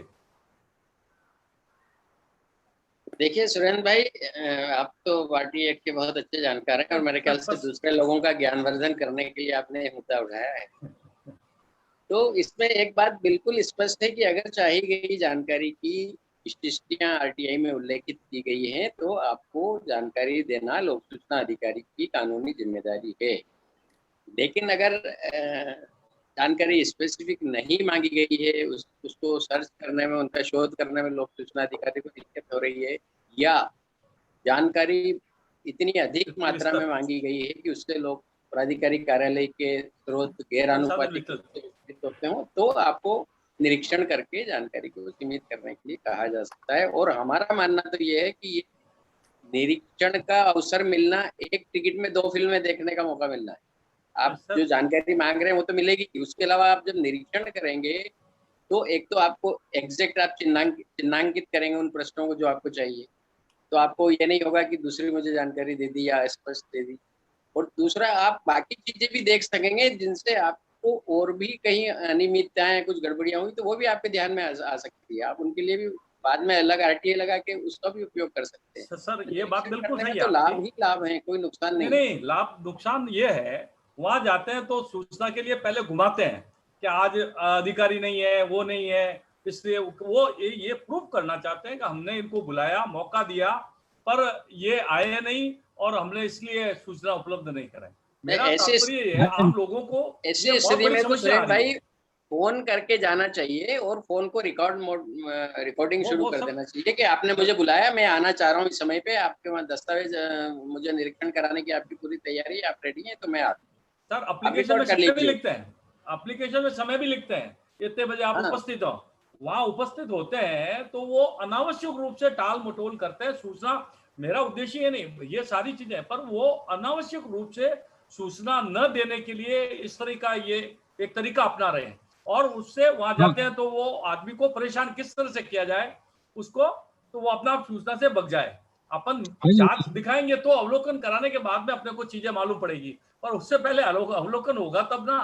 हाँ, ये सुरेंद्र जैन जी ने बहुत सही बात कही, और मैं बल्कि मैं इससे भी ज्यादा बुरे एक्सपीरियंस बता रहा हूँ कि कुछ पीआईओ तो ऐसे भी है उत्तराखंड में कि जब आते हैं तो उस पे ये कि कई बार उससे झूठे आरोप भी लगाते हैं। और यहाँ पर ऐसा भी हुआ था कि उसने आके मेरे ऑफिस में कागज फाड़ दिए या इस तरह के मतलब है कि उस पे एफआईआर करा देते, और इस तरह का इस हद तक बातें गई है यहाँ पे। तो इसलिए ऐसे टाइम पे जो खास करके जो आरटीआई एक्टिविस्ट है उनको बहुत, और मैंने मतलब ऐसा हो गया है यहाँ पे माहौल कि आरटीआई एक्टिविस्ट कार्यालय में जाने से अवॉइड करने लगे। उनको पता है कि हम जाएंगे तो ये इस तरह का हमको झूठे आरोप में फंसा दिया जाएगा या निरीक्षण नहीं कराया जाएगा। इतना कुछ लोग बहुत ज्यादा उकता गए हैं इन चीजों से। ओके, थैंक सर मेरा अपना अनुभव भी ऐसा ही रहा है। 2016 में एक ऑफिस में मुझे उन्होंने इनवाइट कर लिया, मैं चला गया, डॉक्यूमेंट मैंने देख लिए, उनसे मैंने कॉपी भी ले ली, थैंक्स लेटर भी दे दिया, सेटिस्फेक्शन भी हो गया। 7 महीने बाद उन्होंने एक एफआईआर दर्ज करी उस एक लेडी पब्लिक सर्वेंट ने कि साहब 7 महीने पहले जब ये ऑफिस में जब आए थे तो इन्होंने मेरे साथ छेड़छाड़ करी थी, तब मैंने एफआईआर दर्ज नहीं कराई, अब मैं एफआईआर दर्ज कराना चाहती हूँ। वो केस अभी ऑनरेबल कोर्ट में अंडर कंसिडरेशन पड़ा है, एफआईआर लग गई, फिर वो बयान नहीं करा पाए किसी का और फिर वो रिवीजन में चले गए हैं। इस तरह के कई सारे केसेस होते हैं राजस्थान में। इस वक्त आरटीआई एक्टिविस्टों के साथ ट्रेंड ये है कि पहले उनको बुलाया जाएगा और बुलाने के बाद जब वो शाम को घर लौट जाएंगे तब 353 आईपीसी का मुकदमा, अधिकांश केसेस में 353 आईपीसी का मुकदमा पहले से ही तैयार होता है। तो 7-9 के कॉन्ट्रेरी है सुरेंद्र जैन साहब की। मैं कह रहा हूं मुझे इस रिकॉर्ड के इस तारीख से लेकर इस तारीख के बीच के इस रिकॉर्ड की कॉपी चाहिए, मुझे वो कह रहे हैं निरीक्षण कर लें। तो सेक्शन 7-9 में मैंने हार्ड कॉपी मांगी तो हार्ड कॉपी देनी चाहिए। एक और खूबसूरत इस चीज का इलाज है आईपीसी। आईपीसी में 106(7) एक सेक्शन है, कोई भी पब्लिक सर्वेंट कोई ऐसी रिपोर्ट बनाए जिससे किसी आदमी को कोई नुकसान कारित होता हो तो वह 106(7) आईपीसी के प्रोविजन के तहत प्रोसिक्यूट किया जा सकता है। आरटीआई एक्ट में सेक्शन 22 जो आती है वो आती है कि साहब जो इम्यूनिटी है पब्लिक सर्वेंट को वो तब तक हासिल है जब तक उसने गुड फेथ में कोई काम किया हो। जिस दिन वो किसी एप्लीकेंट के गुड फेथ की बजाय उसके नुकसान का काम करने लग जाए उस दिन आप फिर आरटीआई एक्ट में अपील के लिए जाने के अलावा आपके पास फिर आईपीसी सीआरपीसी भी खड़ी है। तो इस तरह के केसेस में कई बार आते हैं। तो ये इस तरह की रिपोर्ट बनाना, मैं कह रहा हूँ कि साहब मेरे को 1 जनवरी 2021 से लेकर 28 फरवरी 2021 तक की स्टाफ अटेंडेंस रजिस्टर चाहिए। वो कह रहे हैं आप अवलोकन करें आकर। ताराचंद जी, ये सारी चीजें अपन जानते हैं, स्पष्टता लिखते हैं, सारी चीजें होती है, पर आजकल ये नया ट्रेंड बहुत ज्यादा चलने लग गया है, आम लोगों को परेशान करने का नया जरिया बना है और सूचना नहीं देने का एक तरीका निकाला गया कि भाई आदमी बहुत ज्यादा होगा तो आएगा, नहीं तो आएगा ही नहीं। वो क्या करेगा? अपील करेगा, इसका सरलतम नहीं देनी। तो ये इसका सरलतम इलाज ये है कि इनके लेटर का काउंटर जवाब दिया जाए। नहीं, मैं तो देता हूँ सर, मैं लेटर जवाब देता हूँ, सब कुछ करता हूँ। आम लोगों को भी ये समस्या आ रही है, इसलिए मैंने ये क्वेश्चन डाला था। मैं तो सारी चीजें कर ही रहा हूँ। आप ज्ञानवर्धन कर रहे हैं, ये क्वेश्चन बहुत सारे लोगों का हो सकता है। Thank you for the same आपका ये क्वेश्चन रेज करने के लिए। और सर ने भी जो कहा आपको बहुत अच्छे से कोट किया आत्मदीप सर ने कि हाँ आप ज्ञानवर्धन करने के लिए क्वेश्चन उठा रहे हैं। Thank you for that. मैं भी एक अभी वार्ता बताना चाहूंगा शिवानंद जी। हेलो, हाँ जी, इसमें मैं और एक सेकंड का दुरुपयोग बताना चाहूंगा। नित्यानंद जी बोल रहे हैं। वीरेंद्र जी थोड़ा नित्यानंद जी को बोल लेने दीजिए, इस पर जोड़ना चाह रहे हैं। हाँ। जबलपुर में वो सुदीप शर्मा करके ऐसा कुछ नाम है उनका, उन्होंने बताया कि मैं गया था सूचना के अधिकार के तहत जानकारी लेने, तो अवलोकन के लिए मुझे बुलाया गया और बुलाने के उपरांत उसको संबंधित कार्यालय के कर्मचारियों ने कमरे में बंद करके मारा। Hello sir. हाँ सर। हाँ जी जी। अगर तुम शिकायत करोगे तो ST/SC एक्ट का मुकदमा लगवा देंगे। ये परसों की बात मैं बता रहा हूँ। ये स्थिति है। वो मेरे पास आया, बोला मैं क्या करूँ, तो मैंने कहा कि अब मत जाओ। बोले मारे हैं, तो मैंने कहा क्या करोगे, 4 से झापड़ मारेंगे, ST/SC का मुकदमा लगवा देंगे, क्या कर लोगे तुम। उस कर्मचारी इसमें जो अधिकारी है वो ST/SC है, उन्होंने कहा मैं तुम्हारे खिलाफ ST/SC एक्ट का मुकदमा लगा दूंगा।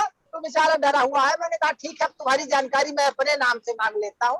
ये स्थितियां हैं जो अभी बता रहे थे, मैं इसमें डाइवर्ट करना चाह रहा था बस। राइट नित्यानंद जी, राइट सर, यही लोगों को सिखाना है कि कहीं ऑफिस नहीं जाए, ऑफिस में नहीं जाए और इस तरह से करे कि वापस उसका जवाब दे और संक्षिप्त में सूचना, स्पष्ट सूचना मांगे।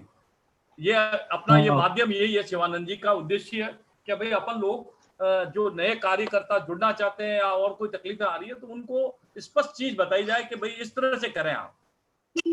हाँ जी, जैसा सुरेंद्र जैन जी ने 7-9 का दुरुपयोग के बारे में बताया, वैसे मैं आपको और एक धारा का दुरुपयोग बताता हूँ। 2F सूचना धारित नहीं है, डेफिनेशन ऑफ इंफॉर्मेशन।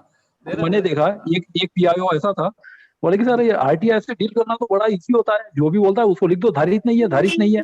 तो कई बार ये होता है कि एप्लीकेंट कुछ ऐसी सूचना मांग लेता है कि जैसे आपके कार्यालय में कितने कर्मचारी है, उनके क्या क्या मतलब जो है कुछ क्वालिफिकेशन, नाम पदनाम और जो सैलरी ये वो लिख देता है, धारित नहीं है।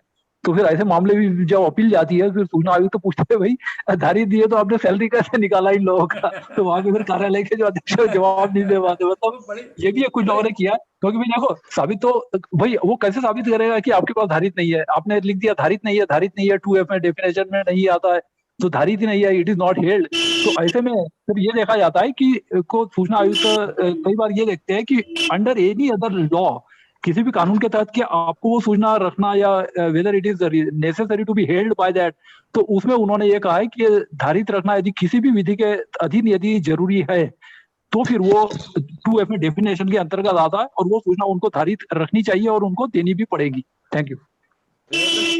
मेरा निवेदन था, हमारे राजस्थान में तो सूचना आयुक्त फैसले में लिखा देते हैं कि 2F में नहीं है इसलिए सूचना नहीं दे सकती।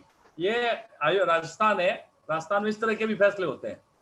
सर कल पीएनबी ने मुझे जवाब भेजा है कि मैंने ये पूछा कि साहब आपके यहाँ जितनी डेजिग्नेशन है उनके जो जो पदनाम है उनके बारे में आपके पास जो भी रिकॉर्ड है वो सारे पदनाम जिसमें उस डॉक्यूमेंट की कॉपी देते हैं। पीएनबी कह रहे हैं इस तरह की सूचना धारित ही नहीं है। भाई उनको यही पता नहीं क्या डेजिग्नेशन कौन कौन सी है। शिवानंद जी आपके टाइम हो रहा है जी। सैलरी हाँ, रजिस्टर की कॉपी हाँ। मांग लीजिए। सैलरी रजिस्टर में मिल जाएगा सब। ये तो 4-1B में भी देना जरूरी है। शिवानंद जी आपका टाइम हो रहा है, जी अभी अपन लास्ट, हाँ टाइम हो रहा है अभी 15 मिनट टाइम है, तो हम एक प्रश्न और ले लेते हैं। सत्येंद्र सिंह सिकरवार जी आप कुछ पूछना चाह रहे थे, आपने एक प्रश्न लिखा हुआ है, तो आप यदि हैं तो आप पूछ भी सकते हैं शॉर्ट में।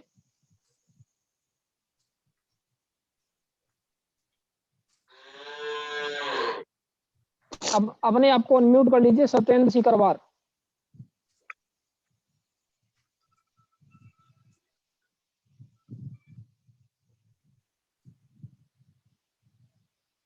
चलिए सत्येंद्र सिकरवार शायद मीटिंग में वर्तमान में नहीं है।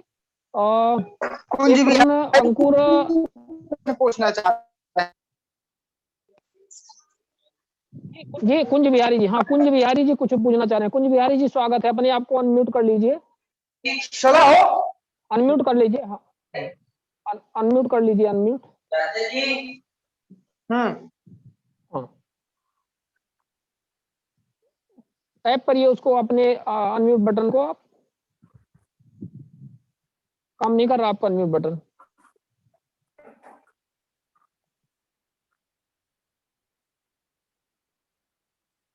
सर सभी को प्रणाम और शिवानंद जी आपको धन्यवाद पूरे बिंद में सूचना क्रांति लाने के लिए।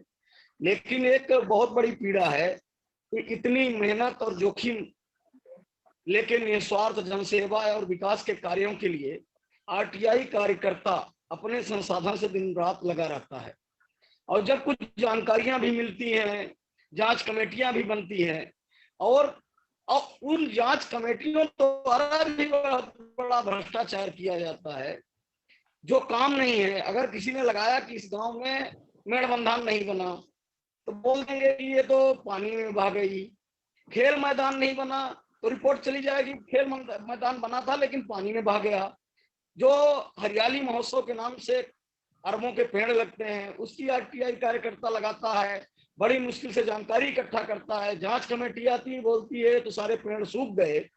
अगर 100 पेड़ लगाने का या खेल मैदान बनाने का कोई भी प्रोग्रेसिव वर्क की योजना बनती है तो उसके रख रखाव की व्यवस्था क्यों नहीं बनती?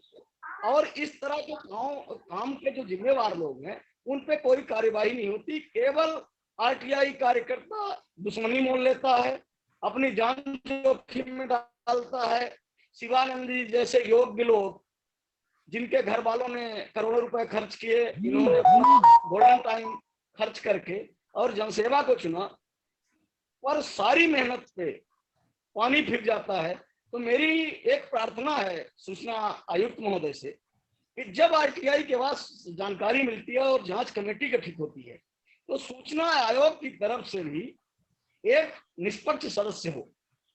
इसलिए कि जो आरटीआई कार्यकर्ता है अपने संसाधन का पैसा खर्च करता है, लेकिन ये जो भ्रष्टाचारी हैं भ्रष्टाचार द्वारा कमाए हुए संसाधन का फिर से भ्रष्टाचार में उपयोग करके कभी आरटीआई कार्यकर्ता के ऊपर जानलेवा हमला करवाएंगे, कभी पुलिस को देके झूठे मुकदमे में फंसाएंगे। जैसा मैं राजस्थान की सुन रहा हूं, राजस्थान से ज्यादा मध्य प्रदेश का विंध्य प्रदेश, उसमें रीवा का नई गढ़ी गंगेव और जो जनपद है, आज भी आके देख लिया जाए।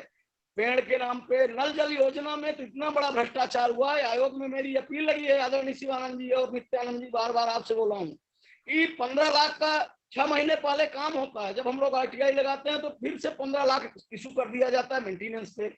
3 से 4 सालों में मध्य प्रदेश में, खासकर रीवा जिले में, नल जल योजनाओं के नाम पे कई 100 करोड़ खर्च हुए हैं। वो नल जल योजनाएं कहाँ हैं? उस पे कोई कार्यवाही नहीं। और कृषि के नाम पे लूट मची है, उस पे कोई सुनवाई नहीं। और जनपद क्षेत्र के जितनी योजनाएं पंचायत पे हैं उस पे नहीं। तीसरा, अगर जनपद और नगर निगम में कार्यकाल खत्म हुआ है, वहां प्रशासक काम कर रहा है, तो पंचायत में सरपंचों को लूटने के लिए 2 साल से टाइम क्यों दिया गया है? यहाँ भी सचिवों को या कोई वैकल्पिक व्यवस्था करके तत्काल इन सरपंचों के कार्यकाल को क्यों खत्म नहीं किया गया? अगर सरपंच इतने जरूरी है तो चुनाव क्यों नहीं कराया गया?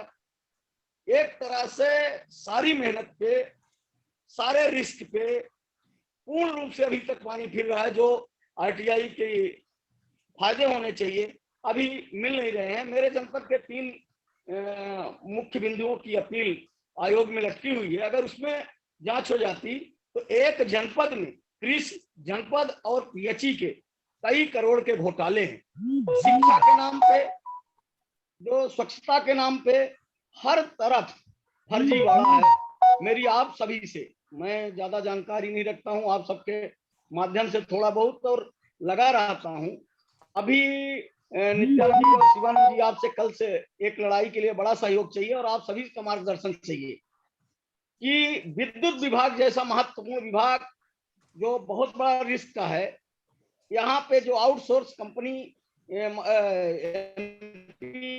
को पावर देने के सप्लाई का काम जिसको मिला। कुंज बिहारी जी से निवेदन करूंगा कि अपन इसके बारे में चर्चा करेंगे और आपका मूल जो बात थी हम उस कंसर्न को समझ पाए हैं। और आदिदीप सर भी हैं जिसमें कुछ कमेंट जोड़ना चाह रहे होंगे तो अब इसमें क्या किया जा सकता है? ये तो अभी कानून को बचाने की बात चल रही है फिलहाल। हमें आपको बचाने की बात तो सेकेंडरी है, पहले कानून बच जाए ये बड़ी बात है। तो यदि कानून बच जाए तो हमें काफी प्रसन्नता होगी और हम लोग बचे कि ना बचे वो तो ठीक है, एक अलग बात है। आत्मदीप सर कुछ जोड़ना चाहेंगे कुंज बिहारी जी के कंसर्न में, चिंता में, और फिर अपन इसको कंक्लूड करें। मैं कुंज बिहारी जी की व्यथा से हम सब सहमत हैं। उन्होंने बहुत यथार्थ का चित्रण किया है और कानून के स्तर पे व्यवहारिक स्थिति क्या है उसके बारे में भी उनकी पीड़ा उनकी बातों से झलकती है।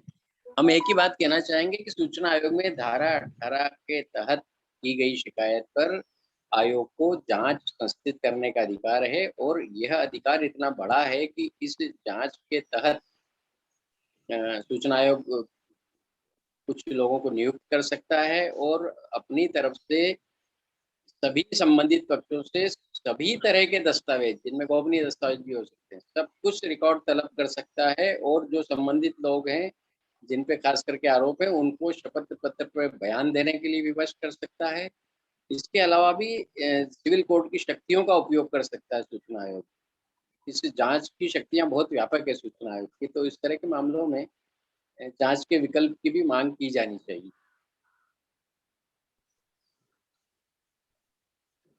तो जांच के दायरे में न्यायालय में दिया गया रिकॉर्ड भी तलब करने का अधिकार है सूचना आयोग। आदरणीय, मैंने जो इनकी जांच की रिपोर्ट के खिलाफ हाई कोर्ट में अपील की, सारे लोग जो दोषी थे वहां से जाके तत्काल स्टे लेके आएंगे। आदरणीय नित्यानंद जी इस केस को देख रहे हैं। हाँ जी, आत्मदीप साहब ने जो कहा बिल्कुल सही है। मैं उसमें और भी ऐड करना चाहता हूँ कि जो जांच होगा, एक ऐसा भी प्रकरण, ये RTI के शुरुआती दिनों की बात है, उसमें सूचना आयोग ने एक स्पेशल टीम बनाकर ऑफिस में भेजी थी कि उस ऑफिस से ये डॉक्यूमेंट निकलवाया जाए ताला चाबी में से और वहां से वो लेके वो सूचना हासिल की जाए। तो सूचना आयोग को ये भी अधिकार है, हालांकि ऐसा बहुत रेयरली होता है, लेकिन एक ही जब डॉक्यूमेंट बुलवाने का अधिकार है तो डॉक्यूमेंट यदि नहीं आते तो वो जो सर ने अभी कहा आत्मदीप साहब ने कि सिविल कोर्ट की शक्ति हासिल है, तो सिविल कोर्ट में पुलिस को भी ऑर्डर दे सकते हैं या अपनी स्पेशल टीम बनाकर भी भेज सकते हैं और वो ऑफिस में जाके वो सूचना आयोग के लोग भी उसमें उस रिकॉर्ड को हासिल कर सकते हैं। कानून में ये शक्तियां उनको प्रदत्त है। Thank you. Absolutely sir. जो तलब करने पे भी संबंधित अधिकारी या लोक सेवक उपस्थित नहीं हो रहा, उसको वारंट जारी करके और पुलिस के जरिए गिरफ्तार करा के भी अपने सामने पेश करा सकते जांच के दौरान। सर ये सब यहाँ तक ही सीमित है, ये सब सीमाएं यहाँ तक ही सीमित है। सूचना अधिकार बच जाए तो ही बहुत बड़ी बात है। हाई कोर्ट जिस तरह से, सुप्रीम कोर्ट जिस तरह से जब ये कह रहा है, तो ये एक बड़ा प्रश्न चिन्ह है कि अपने लिए, लोगों के लिए, कि शिवानंद जी जैसे जुड़ के ये प्रयत्न आगे बढ़ा है बेड़ा कि इसको कैसे बचाया जा सके। बाकी तो 18 में ये कार्रवाई नहीं होती है सर। ये व्यवहारिक बातें जो है, ये व्यवहारिक यहाँ तक ही है। मेरे को नहीं लगता, मैंने भी काफी इन चीजों पे रिसर्च किया है और आयोगों में लड़ाई लड़ी है और आयुक्त महोदय को बहुत चीजें समझाई है, पर कोई करने को तैयार नहीं है। वो सिर्फ वो बैठे हैं रीडर पास में, वो जैसा लिख देते हैं वो सही है। सुरेंद्र भाई, दूसरी स्थिति है कि राजस्थान वीरों की भूमि तो है ही, इसके अलावा सूचना के अधिकार कानून की उद्गम स्थली भी है 2002 में। हाँ, और आप जैसे सूचना के अधिकार के सेनानियों ने कई सफलताएं इस अधिकार के का उपयोग करके हासिल की है। वो दूसरा उजला पक्ष भी बहुत बड़ा है इन नकारात्मक पक्षों के अलावा। बहुत सफलताएं आपकी संस्था ने ही जोधपुर में कई दोषियों के खिलाफ, भ्रष्ट लोगों के खिलाफ कार्रवाई कराई है, उनको सस्पेंड कराया है, उनके खिलाफ मुकदमे दर्ज कराए हैं, बहुत चीजें हुई। हाँ हुई है, पर अभी की जो स्थिति डे टू डे खराब होती जा रही है। सूचना अधिकार को बचाने के लिए ऐसा लगता है कि पुनः संघर्ष करना पड़ेगा। मतलब जो लेके आए, जिन्होंने संघर्ष करके ये कानून लाए, अब वापस इसको जीवित रखने के लिए और संघर्ष करना पड़ेगा। हमें लगता है इसमें मुख्य धोनी कुल मिला के सूचना आयुक्त बनते हैं सारे मामलों में, जो कानून के हिसाब से और ठीक से कार्रवाई हो। सूचना आयुक्त तत्व अगर ठीक व्यक्ति हैं, जैसे उदाहरण के लिए हमारे सामने राहुल शैलेश गांधी जी हैं, तो आपकी सब समस्याओं को और अब केवल ब्यूरोक्रेट बैठेंगे तो आराम तलबी के साथ। वैसे अभी हमारे बारड साहब ठीक आए हैं थोड़ा, अब उनकी थोड़ी गाड़ी चलने लगी है। मैंने फैसले पढ़े थे तो अब लगने लगा है धीमे धीमे गाड़ी लाइन पे आ जाएगी थोड़ी, पर एक से कुछ नहीं होता, पर एक भी आएगा। हाँ बोलिए। हाँ जी, सुरेंद्र जैन साहब ने जो कहा, मैं उसके कुछ सबूत, एक इंडिकेटर बताता हूँ कि एक पैरामीटर ये होता है कि आपके सूचना आयोग के खिलाफ आपके हाईकोर्ट में कितने केसेस गए हैं। जैसे मैं उत्तराखंड का एग्जांपल बताता हूँ, क्योंकि मैंने कॉम्पेंडियम बनाया है उत्तराखंड सूचना आयोग के लिए रिसोर्स पर्सन, तो मैंने देखा कि 2005 से लेकर 2019 तक जब ये काम मुझे सौंपा गया, केवल 572 केसेस गए थे। और ये जो 572 केसेस थे, ये ज्यादातर सेक्शन 20 के थे, मतलब पेनल्टी के खिलाफ जो पीआई गए, क्योंकि सरकारी खर्चे से वो कर देते हैं। और यदि राजस्थान का, actually I don't know the exact figures, लेकिन जो मेरा एक जनरल इंप्रेशन है या मुझे जो पता चला, हालांकि सुरेंद्र जैन साहब ज्यादा अच्छे से बता सकते हैं, कि जो उत्तराखंड, राजस्थान में एक आम ट्रेंड सा हो गया है कि हर एक चीज में सूचना आयोग काम ही नहीं करता और हर एक चीज के लिए जो अप्लीकेंट है उनको ज्यादा हाई कोर्ट में जाना पड़ता है फॉर गेटिंग इंफॉर्मेशन। ये एक राजस्थान में एक ट्रेंड दिखा गया है which is different from other states. Thank you sir. Rajasthan में सुरेंद्र जी जैन जैसे राजस्थानियों को तो सूचना आयुक्त नियुक्त कराने के लिए भी हाई कोर्ट जाना पड़ा है, तब नियुक्त हुए हैं। अभी करते पिटीशन चल रही है सर, अभी करते पिटीशन चल रही है। ताराचंद जी आप बोलना चाह रहे हैं? सर, राजस्थान में इस कदर बुरी हालात हैं आयोग के कि मेरी 3 अपीलें पेंडिंग थी, 1043-48 टू 1048-54 तक 6 उठ के मैंने उनकी ऑर्डर शीट अभी तलब की है। 4 दिन पहले मुझे वो ऑर्डर शीट की कॉपी मिली है। उस ऑर्डर शीट में गजब की बात यह है कि जो लोक सूचना अधिकारी है, ऑर्डर शीट उसकी हैंडराइटिंग में लिखी हुई है। आयोग की जो ऑर्डर शीट है वो लोक सूचना अधिकारी की खुद की हैंडराइटिंग में दर्ज है और उसी फाइल में उसका हैंड रिटन जवाब मौजूद है। मेरे पास उसकी ओरिजिनल कॉपी मेरे पास मौजूद है। अभी आयोग से मैंने मांग की है कि साहब ये जो ए से बी मैं मार्क करके आपकी ऑर्डर शीट भेज रहा हूँ, उसमें जो हैंडराइटिंग है जिस कर्मचारी की, उसका नाम बताएं और उसके अलावा जो भी डॉक्यूमेंट आयोग में उसने लिखा उसमें कोई भी एक डॉक्यूमेंट मुझे अवेलेबल कराएं। ऑर्डर शीट शुरू होती है 25/5/2020 से, दूसरी ऑर्डर शीट लिखी जाती है 21/1/2021 को, फिर लिखी जाती है 14-15 मार्च को, उसके बाद 8 अप्रैल को एसपीआई आता है चौथी पेशी पे, और पीछे की 3 जो ऑर्डर शीट है वो भी उसी की हैंडराइटिंग में। आप जो बता रहे हैं, मैं बहुत जिम्मेदारी से कह रहा हूँ, कोर्ट नंबर 5 में मिस शीतल उनकी कोर्ट की फाइलें इस वक्त भी मेरे पास, ये उसकी हाल है, उस कोर्ट का हाल है। सर आप जो बता रहे हैं, आप जो कह रहे हैं ताराचंद जी है कि SBI ऑर्डर शीट ही नहीं लिखी जाती, ऑर्डर शीट में सिर्फ अपील दर्ज होती है, उसके बाद में तारीख पेशी का ही लिखते हैं। मैंने इस बारे में लगातार सुझाव दिए हैं कि जब अपीलात की उपस्थिति होते हैं तो उनकी हाजिरी लगाई जाए, नोट शीट में लिखा जाए ये चीज है, जैसे कोर्ट में चलती है प्रोसीडिंग उस तरह से नोट शीट बनाई जाए। मेरे लंबे समय से करीब 6-7 साल से ये सुझाव जा रहे हैं, हाईकोर्ट ने भी कहा था, डायरेक्शन दिया पर कोई होता कुछ नहीं है। अब उसकी तैयारी कर रहे हैं इस तरह से कि पीआई में किस तरह से कोर्ट में जाए पीआई लेके और ये डायरेक्शन लाए वहां से। हाँ जी, उत्तराखंड में मैं ऐड करना चाहता हूँ। हेलो जी, की पीठ का मामला बताया है। ये कमिश्नर हैं मिस शीतल धनखड़।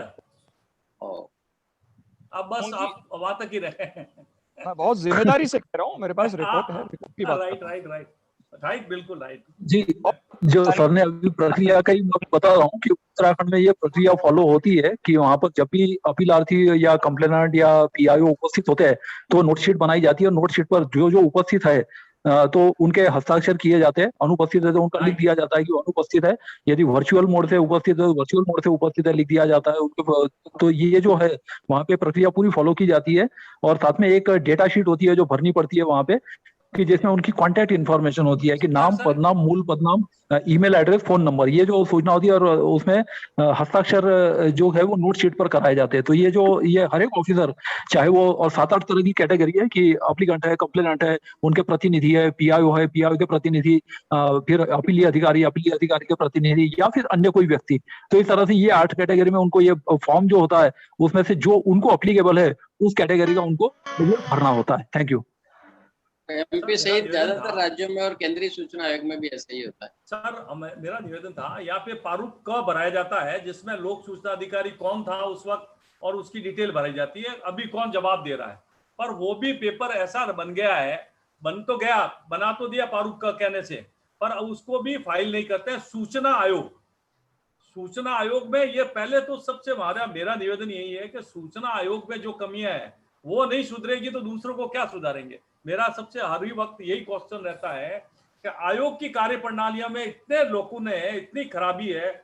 और मैं डीबी गुप्ता साहब से सबसे विचार विमर्श करता हूँ, सबको पत्र लिखता हूँ और कहता हूँ कि आप कैसे सुधारेंगे, पर न मालूम क्या है उनके दिमाग में। आई नो जी, प्रारूप क के बारे में बताना चाहता हूँ। जैसे उत्तराखंड में भी 2 तरह के प्रारूप बनाए गए हैं और उत्तराखंड सूचना आयोग इसको फॉलो करता है। और ये कंप्लेंट केस में लागू नहीं होता है, लेकिन जो अपील केस होते हैं सेक्शन 19 के, तो अपील केस में प्रारूप क जो होता है that is to be filled by the PIO, और जो प्रारूप ख होता है that is to be filled by the appellate authority. और ये जो अपील का जो रिप्लाई होता है उसके ऊपर एक कवर पेज की तरह वो लगाना पड़ता है और उसमें केवल फैक्चुअल इन्फॉर्मेशन होती है। जैसे पीआईओ को क्या पूछा जाता है कि एप्लीकेशन आपको किस दिन मिला, आपने पैसे किस दिन मांगे, अतिरिक्त शुल्क किस दिन मिला, आपने रिप्लाई किस दिन लिखा, आपने जो किस तारीख को डिस्पैच किया। उसी तरह से जो अपीली अधिकारी का होता है उसको भी एक फैक्चुअल इन्फॉर्मेशन प्रारूप ख में लिखनी होती है।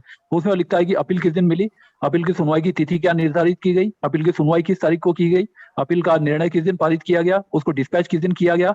और साथ में एक और चीज होती है जो प्रारूप क और ख दोनों में होती है कि इस केस की शुरुआत से लेकर अब तक पीआईओ के कार्यभार में कौन कौन अधिकारी रहे, उनके नाम, पदनाम और तिथि लिखी जाए। साथ में अपीली अधिकारी का प्रारूप होता है ख, उसमें भी इस तरह का कॉलम है कि इस अपील के से सुनवाई से लेकर अब तक आयोग में केस आने तक जिन जिन लोगों के पास अपीलीय अधिकारी का कार्यभार रहा उन सबके नाम, पदनाम और उनके जो तिथि किस तारीख से किस तारीख से उनके पास चार्ज रहा, ताकि कोई फिर उसमें जो मतलब पॉइंटेड चीज होती है, जो फैक्चुअल होती है, उससे उनको ये नट शेल में, and that has to be signed. मतलब जो प्रारूप क होता है उसको पीआईओ को साइन करना पड़ता है, प्रारूप ख होता है उसको अपीलीय अधिकारी को साइन करना पड़ता है, and that has to be the forwarding letter. तो जो भी उनका रिप्लाई होता है उसके ऊपर एक फॉरवर्डिंग जो होता है, ये प्रारूप क और ख के बिना वो रिप्लाई लेते ही नहीं है। और जो अपील होती है, अपील में फिर वो अपना पूरी कहानी लिखे, अपील का बिंदुवार उत्तर वगैरह।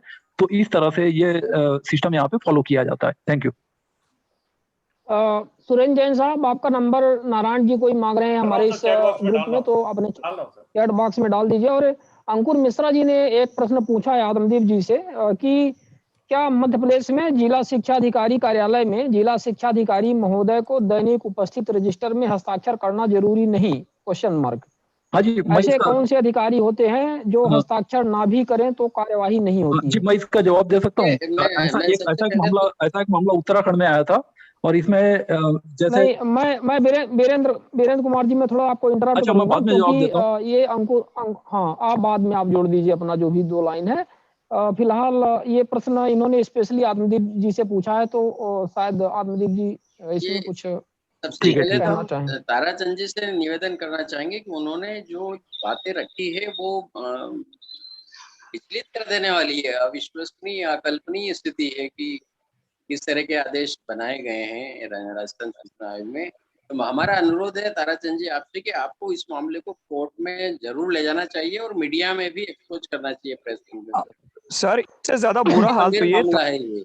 इस तरह उससे ज्यादा बुरी हालत तो ये थी कि सर उस दिन पीआईओ को उन्होंने अपने पर्सनल चेंबर में बुलाया, आधे घंटे तक वो रहे। जब देखिए, तुम्हें आप हम सब जानते हैं जिस पीठ का मामला है वहाँ अपॉइंटमेंट कैसे हुआ है, उनका पृष्ठभूमि क्या है। वो सुरेंद्र जी ने हमें इशारा किया कि हम उस बारे में ज्यादा न कहें। अब उसके लिए मैं जाऊंगा तब बात करूंगा ताराचंद जी, मैं जाऊंगा तब उस आयुक्त साहब से बात करूंगा, पूरी बात कर लूंगा मैं उनसे। दूसरा, ये अभी चूंकि समय ओवर हो गया, हाँ, बल्कि ओवर हो गया सर। हाँ सर। तो जो हाँ जी, उन्होंने आदेश दिया है जिला शिक्षा अधिकारी की कार्यालय में उपस्थिति दर्ज करना जरूरी है कि नहीं, तो ये हर लोक सेवक के लिए ये आवश्यक है कि वो अपने कार्यालय में अपनी उपस्थिति दर्ज करे। अगर कोई नहीं, किसी को, जिला शिक्षा अधिकारी को भी इससे छूट नहीं है, किसी अधिकारी को छूट नहीं। चीफ सेक्रेटरी भी साइन करते हैं मंत्रालय में आके अपने उपस्थिति पत्रिका। तो हाँ जी, मैं उसमें अगर केवल ऐसा एक नहीं चीज कर ऐड रहे हैं तो करना इसके चाहता हूँ। खिलाफ तो कल कंप्लेन करना चाहिए, जीएडी को भी और अन्य उच्च संभाग आयुक्त को, कलेक्टर को, सबको करना चाहिए। क्योंकि आत्मदीप सर, मैं ये बोलना हाँ, चाहूंगा, आत्मदीप मैंने साहब ने जो कहा मैं उससे सहमत हूँ। केवल उसमें एक एक्सेप्शन में ऐड करना चाहता हूँ कि केवल जो उत्तराखंड में भी इसी तरह के ऑर्डर है, even the head of the institution, head of the department, सभी को साइन करने जरूरी होती है। केवल एक कैटेगरी एग्जाम्प्टेड है एंड दैट इज ड्राइवर, जो फील्ड ड्यूटी पर होते हैं। तो केवल ड्राइवर को ये छूट दी गई है उत्तराखंड में कि वो चाहे तो अपनी उपस्थिति, क्योंकि उनके पास अपनी लॉग बुक होती है और वो लॉग बुक पर या उस पर वो हस्ताक्षर करते हैं, या जो पेट्रोल के जो डॉक्यूमेंट होते हैं कुछ उसमें, तो ड्राइवर कैटेगरी छोड़ के किसी को भी एग्जाम्पशन। ये अब तो उस कैटेगरी को भी थंब इम्प्रेशन के अलावा या ये व्हाट्सएप से भी उपस्थिति लगाने का मध्य प्रदेश में आदेश दिया गया। हाँ, आजकल तो इलेक्ट्रॉनिक हो गया, तो उससे कि वो कहीं से भी कनेक्टेड रहते हैं। नहीं आत्मदीप सर, मेरा ये सवाल है कि मैंने अभी क्या है एक जानकारी मांगी थी कि मुझे जिला शिक्षा अधिकारी कार्यालय में कार्यरत जितने भी कर्मचारी हैं उनकी विद जिला शिक्षा अधिकारी के अटेंडेंस रिकॉर्ड चाहिए। तो मेरे पास सबका तो आया, उसमें जिला शिक्षा अधिकारी का नहीं है। मैंने पूछा इनका क्यों नहीं, बोले इनको प्रभार दिया गया था। तो मैंने बोला ठीक है, जो भी टीचर को आपके द्वारा नियुक्त किया गया था, इस या प्रभार दिया गया था, मुझे उस कार्यालय के आप उपलब्ध करवाए। तो बोले नहीं, बोले ये कैटेगरी में है ही नहीं। बोले जो भी संबंधित अधिकारी होगा उस विभाग का, उसको साइन करना जरूरी नहीं है। ये अगर लिखित में लिया है क्या आपने उनसे? दिया है? नहीं सर, उन्होंने लिखित में मुझे कुछ नहीं बोला, सिर्फ मौखिक बोला। तो मैंने क्या है, इसका ऑलरेडी मामला तो आयोग में लगा रखा है, मगर उन्होंने मुझे लेट सुनवाई में बुलाया। तो मैंने बोला ठीक है। उनको प्रभारी अधिकारी को भी कोई छूट नहीं, वो सरासर गलत कह रहे हैं, कुछ ना कुछ गड़बड़ है मामले में। तो इसकी शिकायत तो करना ही चाहिए। आपने जो अपील वगैरह कर रखी वो ठीक है, उसके अलावा शिकायत भी करिए। सर शिकायत मुझे कहाँ करनी चाहिए इस संबंध में? देखिए, जिला शिक्षा अधिकारी एक कलेक्टर के अंडर में भी आता है, संभाग आयुक्त के अंडर में भी आता है, संयुक्त संचालक शिक्षा जो संभागीय मुख्यालय पे होते हैं उनके भी प्रत्यक्ष नियंत्रण में आता है। और ये जीएडी का भी मामला बनता है, उपस्थिति एक लोक सेवक द्वारा दर्ज नहीं की जाना, तो प्रमुख सचिव जीएडी को भी आप शिकायत कर सकते हैं। जी बिल्कुल। और शिक्षा विभाग के प्रमुख सचिव को भी कर सकते हैं, स्कूल शिक्षा विभाग। जी सर, बिल्कुल, धन्यवाद सर। एक शिकायत बना लें और सबकी ईमेल आईडी लेके आप सबको फॉरवर्ड कर दें।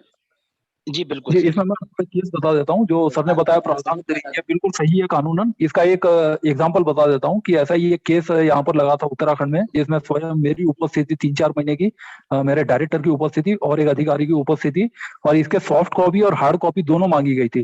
तो उसमें हमने जो बायोमेट्रिक मशीन के जो है रिकॉर्ड वो भी हमने सीडी पर दिए थे, सॉफ्ट कॉपी जो रिकॉर्ड होते हैं, और बायोमेट्रिक मशीन के अलावा चूंकि वो दोनों सिस्टम पैरेलल में चल रहे थे, तो जो हार्ड कॉपी जो अटेंडेंस रजिस्टर पे जो हस्ताक्षर होते हैं, तो वो भी कॉपी हमने 3-4 महीने की दिया था। ये मामला फिर कुछ कारण से चैलेंज हो गया और फिर सूचना आयोग में भी गया था, लेकिन सूचना आयोग में उन्होंने मान लिया कि ये जो सूचना दी गई वो पर्याप्त है और मतलब केवल फैक्चुअल इन्फॉर्मेशन हम दे सकते हैं। जो लीव रिकॉर्ड थे वो भी हमने दे दिया, तो उपस्थिति रिकॉर्ड और लीव रिकॉर्ड दे दिया है। अब वो कानूनन सही है या नहीं है, उस डिस्प्यूट में वो पड़ गया, तो उसमें सूचना आयोग ने कहा कि इस चीज में हम नहीं पढ़ेंगे कि कानून है या सही है कि नहीं, सबूत हमने दे दिया, सूचना दे दी गई और जो सूचना दे दी गई वो पर्याप्त है।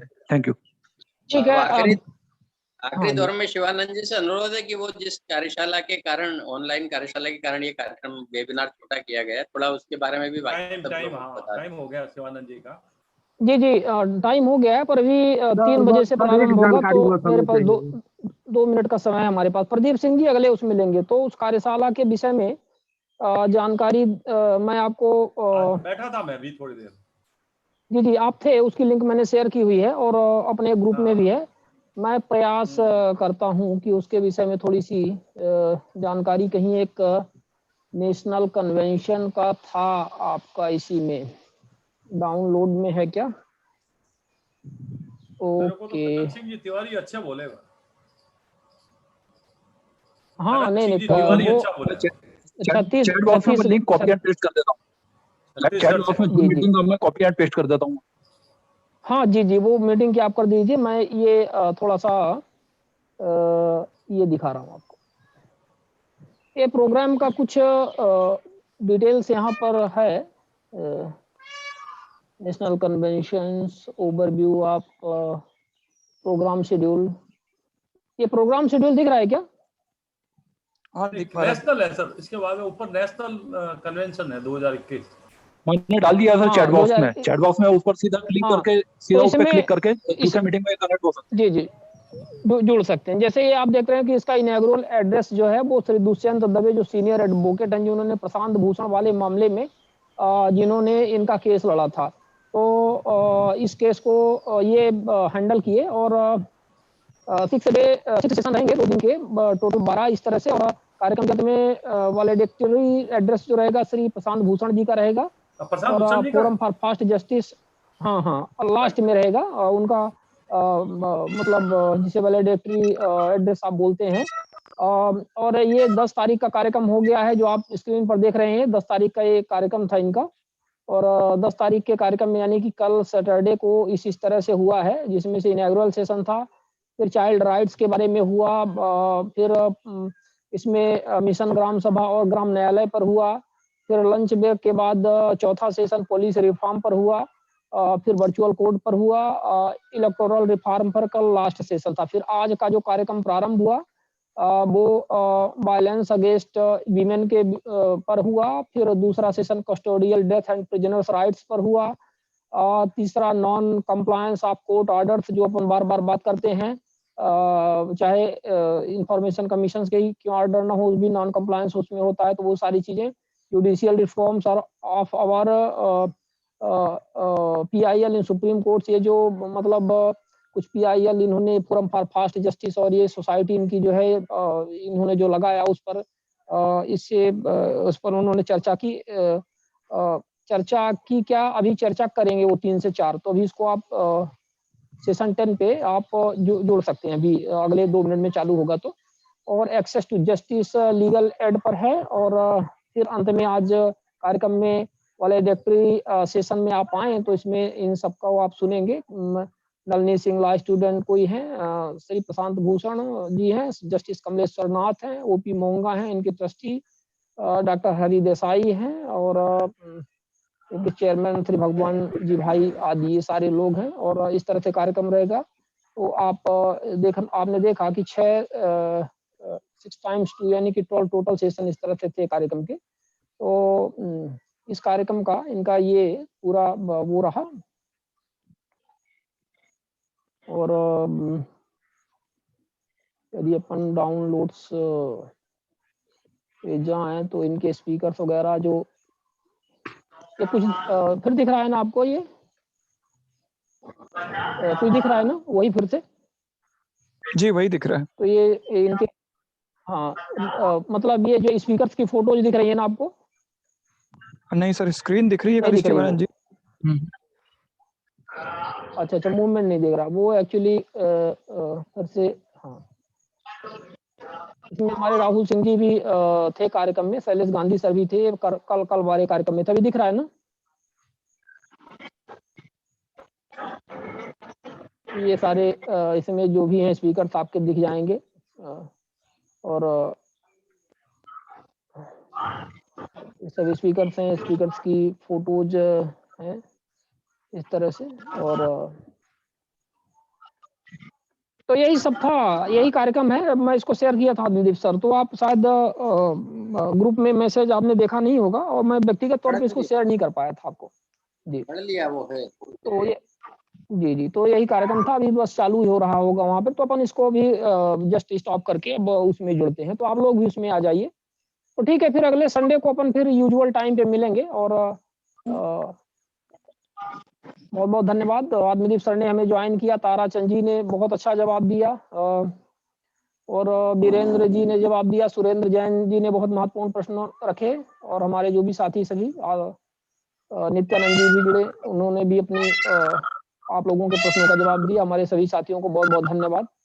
और शिवानंद जी आपको बहुत बहुत अगले धन्यवाद, संडे। बीच में समय निकाला आपने, आप वहाँ ज्वाइन करते हुए यहाँ पे भी समय निकाल के ये चालू रखा, इसके लिए आपको भी बहुत बहुत धन्यवाद। हाँ नहीं, वो जी, कोई काम बंद नहीं होना चाहिए। अब ये है कि थोड़ा सा इधर 2-4 मिनट आगे पीछे हो जाता है। मैं भी अभी उसमें ज्वाइन करूंगा, पहले भी कर रखा था। जी, आइए स्वागत है उसमें, आइए आप सभी।